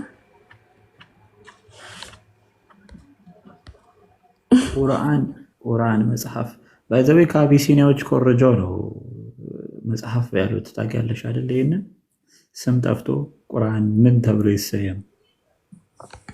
መጽሐፍ አሐድ እንደዛ እነዚህ ቃላቶች ከኢትዮጵያውያን ተኮረጆ ነው መጽሐፍ የተባለው ቁርአን። አረቢያን ፕሮፊት ሙስሊም ከሆንክ ኮንፈርም አድርግ። አይመስለኝም። እሺ ንግስቲ የለም እኮ እኔ ወድ የሉም። ኧረ እሺ ኧረ ባይዋ ሰለምቲዋ አይ ቲንክ እሷ እውነትን አውቃ ስለሆነ የሰለመችው ብዙ ነገር የምታስረዳን ይመስለናል። ብትገቢ ደስ ይለናል እህታችን። እውቀትን ፈላጊ ሁሱ ቤት ወለታሃና ብሩክ ወለታና ብሩክ ወይ በክርስትና ስም ስትጠራት እውቀት ፈላጊ ወለታሃናዎች ሁሱ ቤት ሂዱ ተብላችኋል። በተለይ ወንድ ሆናችሁ ወለታሃናዎች ምን ይመስልሃል ብሩክ? ስለዚህ ምን ወለታው ምን ይመስልህ? ለምደውታል እኮ አሁንማ የዕለት ተዕለት ተግባራቸው ሆኗልና ያው ታዝበሽ ማለፍ ነው። ሌላ ምንም አታረጊም። ሰው ራሱን እያጃጃለ ራሱ ላይ ድራማ እየሰራ እስከ መቼ እንደሚኖር አላውቅም። እንግዲህ የሚያረጉትን አያውቁምና ይቅር በላቸው እስቲ። እኔ ብዙ ጊዜ ሪከርድ ነበረ የሚደርሰኝና አንድ ቀን ሳይ ነው እንዲያውም ሻሃዳ በል እያለው ልጁ ቀድሞ ሻሃዳውን ይለዋል። የጨረሰው ልጅ አይ ነው። እኔ እንኳን የበቃኝ መቼ ይቅርታሽ ያቋረጠው ችግር የለም። የሚያስይዘው ሰው ካለ በኋላ ነው የሚይዘው ሰው የሚከተለው። ይሄ ፍሬን የለውም።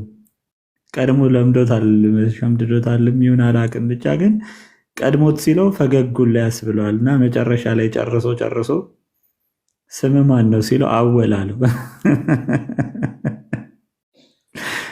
ቀይ ላይ ራሴ ያየሁት ስለሆነ አስቆኛል። አወላሉን ሲለው ጎሹ ነው ስም ያለ አንዴ ወደ ጎሽነት ተቀየረ ልጁ ማለት ነው። ከዛ በኋላ በቃ እዛው አወል ተብሎ ስም ወጣለት እዛው ላይ ማለት ነው። ግን in his defense እኔ ይሄንን ግን እኔ የመከላከያ መከራከሪያ ማቅረብ እችላለሁ። ዩሲ ልጁ በጣም ብዙ ነገር ተገለጠለት ሁሱ ሲያስተምረው ነው። ከዛ መንገድ ጋር ተይዞ ለእስልምና በጣም ኤክሳይትድ ስለነበረ ይመስለኛል ያንን ያደረገው። አይመስልም? ረጅም ጊዜ ሻዳውን ፕራክቲስ አድርጎ ለዛ ይሆናል። ግን እኔ የወለተውን ባይ ደስ ይለኝ ነበር። ባለወለተው ኤምዬ ሪፖርት ልታረጊም ነው ዲሬ የገባሽው?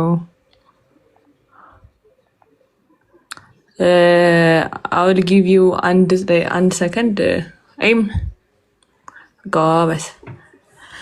እሺ ወደ እርሳችን እንመለስ ወይስ የትኛው ጋር ነው? ርዕሳችን ላይ ሆንና እውነት ሴቶች ከመጡ አንቺ አስተናግጃቸው። ሸበካዬ አስቸግሮኝ ነው። ጥያቄ ነበረኝ። ሸበካው እያስቸገረኝ ነው ወይ ዲር ፎሎ አድርገንና አሁን ሰዓቱ የምንጠይቅበት ነው። መልሳተን እኮ ነው እናሳዝነም እየጠየቅን ነበረ እና የሚመልስ ሙስሊም ጠፋ።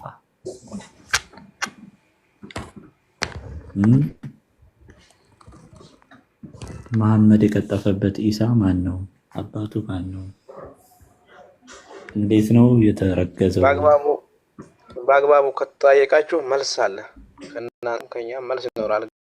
ግን ከተደማመጥንና የተጣፈውን አልጨመርንበት ከእናንተ እየጨመራችሁ መሆን ያለበት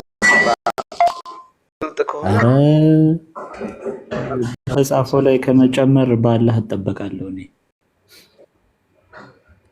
የምነኝ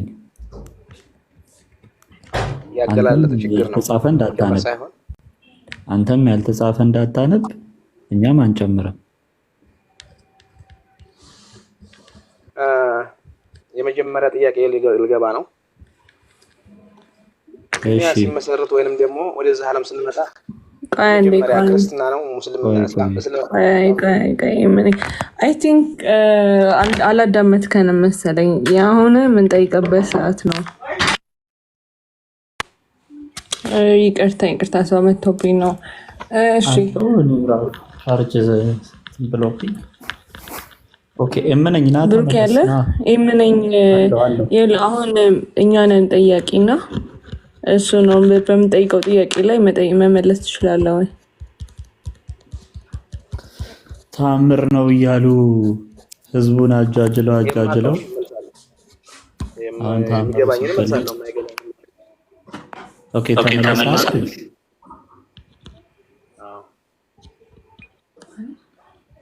ይሰማል? የምነኝ ይሰማል። ኦኬ ጅብሪል እንዴት ነው መርየምን ያስረገዛት?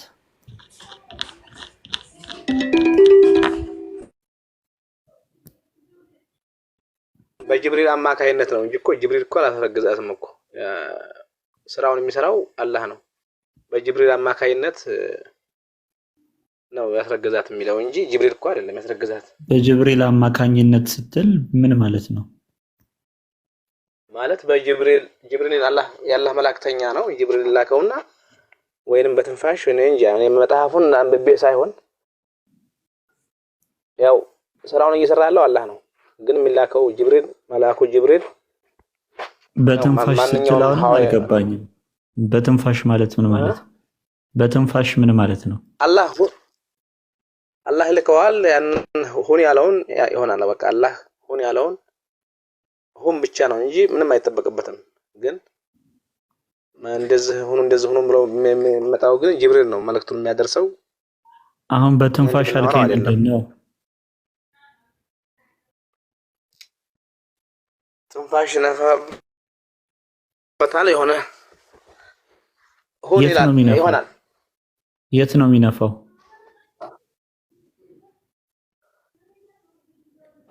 እኔ ሲያወሩ ሰምቼ ነው እንጂ እውቀቱ የለኝም ብያለሁ። ሲጀመር እንድትከራከረኝ አይደለም። ያ ክርክርማ አልደረስንም ገና እኮ ጥያቄ ላይ ነው እንጂ ክርክር አይደለም። ጥያቄ ላይ ከሆነ አንተም ደግሞ ኦኬ ተአምር ከሆነ ዝም ብለህ ነው አይደለም ማለት ያለው ችግር የለም። ተአምር ከሆነ ይሄ ነገር ያላ ተአምር ከሆነ ብልቷ ላይ መንፋቱ ምንድነው ፐርፐዙ? ምንድነው ጥቅሙ? ሴት ልጅ እግሮቿ መሃል ገብቶ እንደ ፊኛ መንፋት ብልቷ ውስጥ ምንድነው ጥቅሙ? ተአምር ከሆነ እኔ አልወጣኝም። አንተ መልሻለሁ። ያ ሌላ ጉዳይ ነው። ያ አይ አንተ ባወጣህም መጽሐፍ እንደዛ ነው የሚለው። መጽሐፍ እኮ ነው እንደዛ የሚለው። አንተማ አላልክም እኮ። አሳየኝ እስቲ። ይሄ ከሆነ አሳየኝ። ኦኬ ቁርአን አለ እጅ ላይ?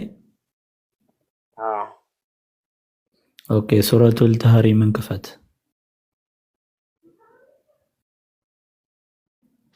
እና የመጨረሻውን ቁጥር 12ኛውን ቁጥር አንበበው። ምንድነው የሚለው?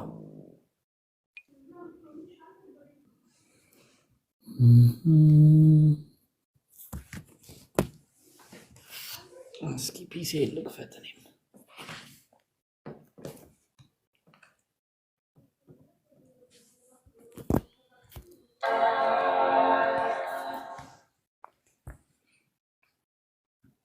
ምንድነው ጥቅሙ በእስልምና እንደዚህ መሆን? ኢዮብ አላችሁ እንዴ? ምንድነው ቼን ማውራው አለውኝ ብሩኬ ዝምታ ሰባሰጥም ማርያም ሁለት አይነት ስፐርም ይዛለች ተብሎ እንደዚህ የሙስሊም ሊቃውንት ሲፈላሰፉብን እኔንም የሚያደናግረኝ ነገር እሱ ነው። ከዚህ ላይ የሚያስፈልገው ነጥብ ምንድነው? እሺ ምን ይላል?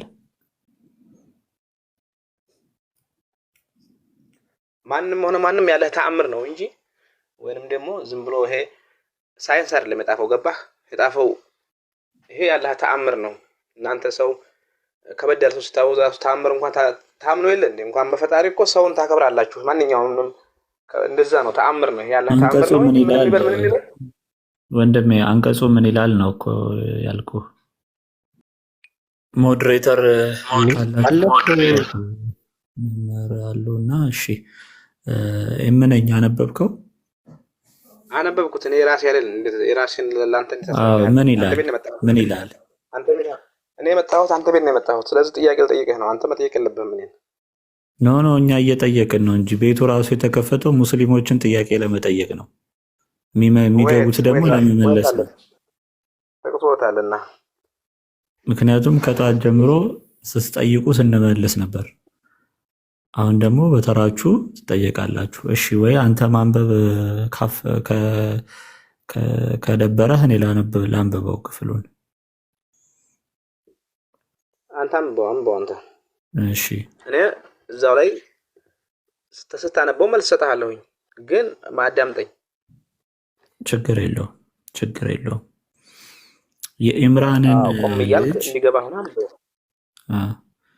የኢምራንን ልጅ የኢምራንን ልጅ መርየምንም ያቺን ብልቷን የጠበቀችውን በእርሱም ውስጥ ከመንፈሳችን ነፋፋን ይላል። እሺ አንደኛ ነፊው ማን ነው እዚህ ጋር? አዎ አላህ ነው። ነፋ ብሎ ጅብሪል ሊሆን ይችላል። ጅብሪል ነው። አይ ነፋን እያለ ነው ያለው። ይሄ የአላህ ቃል ነው አይደለ? አዎ ስለዚህ አላህ ነፋው እያለ ነው። አላህማ እንዴት አላህ አንድ ነገር እንዲሆን ብቻ አንዴ ሁን ካለው መሆን ይችላል። ግን በጅብሪል አማካኝነት ነው ወደ ዱንያ ላይ ወደኛ የሚላከው በጅብሪል አማካኝነት ነው እንጂ አላህ በጅብሪል አማካኝነት ማንኛውንም መላክ ይችላል እንጂ ወንድ ሳይገናኛት ሁን ብሎ አላህ ነው ያደረገው። ግን እሺ ቁርአኑን ተቀበለዋለህ? ነፋን የሚለው ምን ማለቱ ነው? ነፋን ሲል አላህ ነው ነፋን እያለ ያለው። ተቀበለዋለሁ በደንብ ነው ተቀበለዋለሁ። ኦኬ ስለዚህ ምን ማለት ነው? ሁን ያልነው ማለት ነው። ወይንም ደግሞ እኛ ሁን ያልነው ሆነ እንደ ማለት ነው። ምንም አለምንም ወንድ በእርሱም ውስጥ ነፋንባት ሲል በምን ውስጥ ነው? ወይ በማህፀኗ ውስጥ ሊሆን ይችላል ወይ ዝም ብሎ በማርያም ውስጥ አለ ወንድ ሳትገናኝ አንድ ሴት ማርገዝ አትችልም እዚህ ዱንያ ላይ። ኦኬ በማህፀኗ ውስጥ መንፋት ምን አስፈለገው? ሁሉ ሲልለት ሁሉም የሚሆንለት ከሆነ በሴት ማህፀን ውስጥ መጥቶ እፍ ማለት ምን አስፈለገው? እፉ ማለት አይደለም ያ ያላህ ጥበቡ የራሱ መንፋት ምን ማለት ነው? እሺ መንፋት ምን ማለት ነው? አንተ ንገረን። መንፋት ወደ አማርኛ ስንቀይረው ሳይሆን መንፋት ሳይሆን ያው ሁን ማለት ነው። በቃ አንድ ነገር አላህ ካለው መንፋትማ ሁን ማለት አይደለም ወንድማችን። ይሄው እኔ እኮ አስተካክዬልህ ማለት እኮ አልኩህ። ልክ አሁን ፊኛ እንደምትነፋው ማለት ነው። ቅድም አንተም ትንፋሽ ይላል ያንተ አገላለጽ ደግሞ የሙስሊም ትንፋሽ አላልከኝም እንደ ቅድም አንተ? ያው አላውቅም ገብቶሃል። እውቀቱ የለኝም እዚህ ጋር። እሺ በቃ ስለማታውቅ እንግዲህ በግድ ወቅ አልልህም። ለማንኛውም ግን እወቅ። አንድ ነገር ግን አንዴ ልጨርስ። ምን አልከኝ? አንድ ነገር ልነግርህ የምፈልገው ምናልባት ላስተምርህ ስትል እኮ ወንድማችን ምንም ነገር ጥያቄ አልመለስም አላውቅም አልክና ልታስተምረኝ ከሆነማ ጠይቃለሁ። አይ ዝም ብዬ ያለ አይደለ የማውቀውን ትንሽ ልነግርህ የምፈልገው ሙስሊሞችን የሆነ አገላለጥ ስገልጥ ናቃርግህ መግለጥ የለብህም። ምክንያቱም እኛ ፈርተናችሁም ሳይሆን አላህ አክብሩ ስላለ እናከብራችኋለን። ምናልባት ሙሐመድ ምናምን እያልክ ዝቅ አድርገህ እፋላ ምን አለ ይሄ አያስፈልግም። የተጻፈውን አንብብልን። የሚረዳ ካለ ይረዳሃል። እኔ እኮ አስተካክዬ ነው ኡፍ ያልኩት እኮ። እሱ እኮ ነፋን እኮ ነው እያለ ያለው እንዴ። አይ የራስ ያገላለጥ ነው። እኛ እኮ አላነበብኩም አይደል? አይተህ ከሆነ ከሙስሊም መማር ትችላለህ። አሁን ውስጥ እስካሁን ሲያስተምር ክርስቲያኖችን ከሙስሊሞች በላይ አክብሮ ነው። እናንተ ግን ሳያችሁ አረ እንደሱ ባለጌ የለም ሲጀመር። እኔ አሁን ስለ ግለሰብ ላወራ አይደለም እዚህ ጋር ቁጭ ያልኩት። ስለ ግለሰብ እንዳታወራብኝ። መጽሐፍ ነው እየተጻፈ ነው እያወራን ያለ ነው። ማንንም ስም አልጠቀስንም። ስለ ሰው አላወራንም። ስለ አስተምሮ ነው እያወራን ያለ ነው። እናንተ ስነ ስርዓት አታስተምሩ።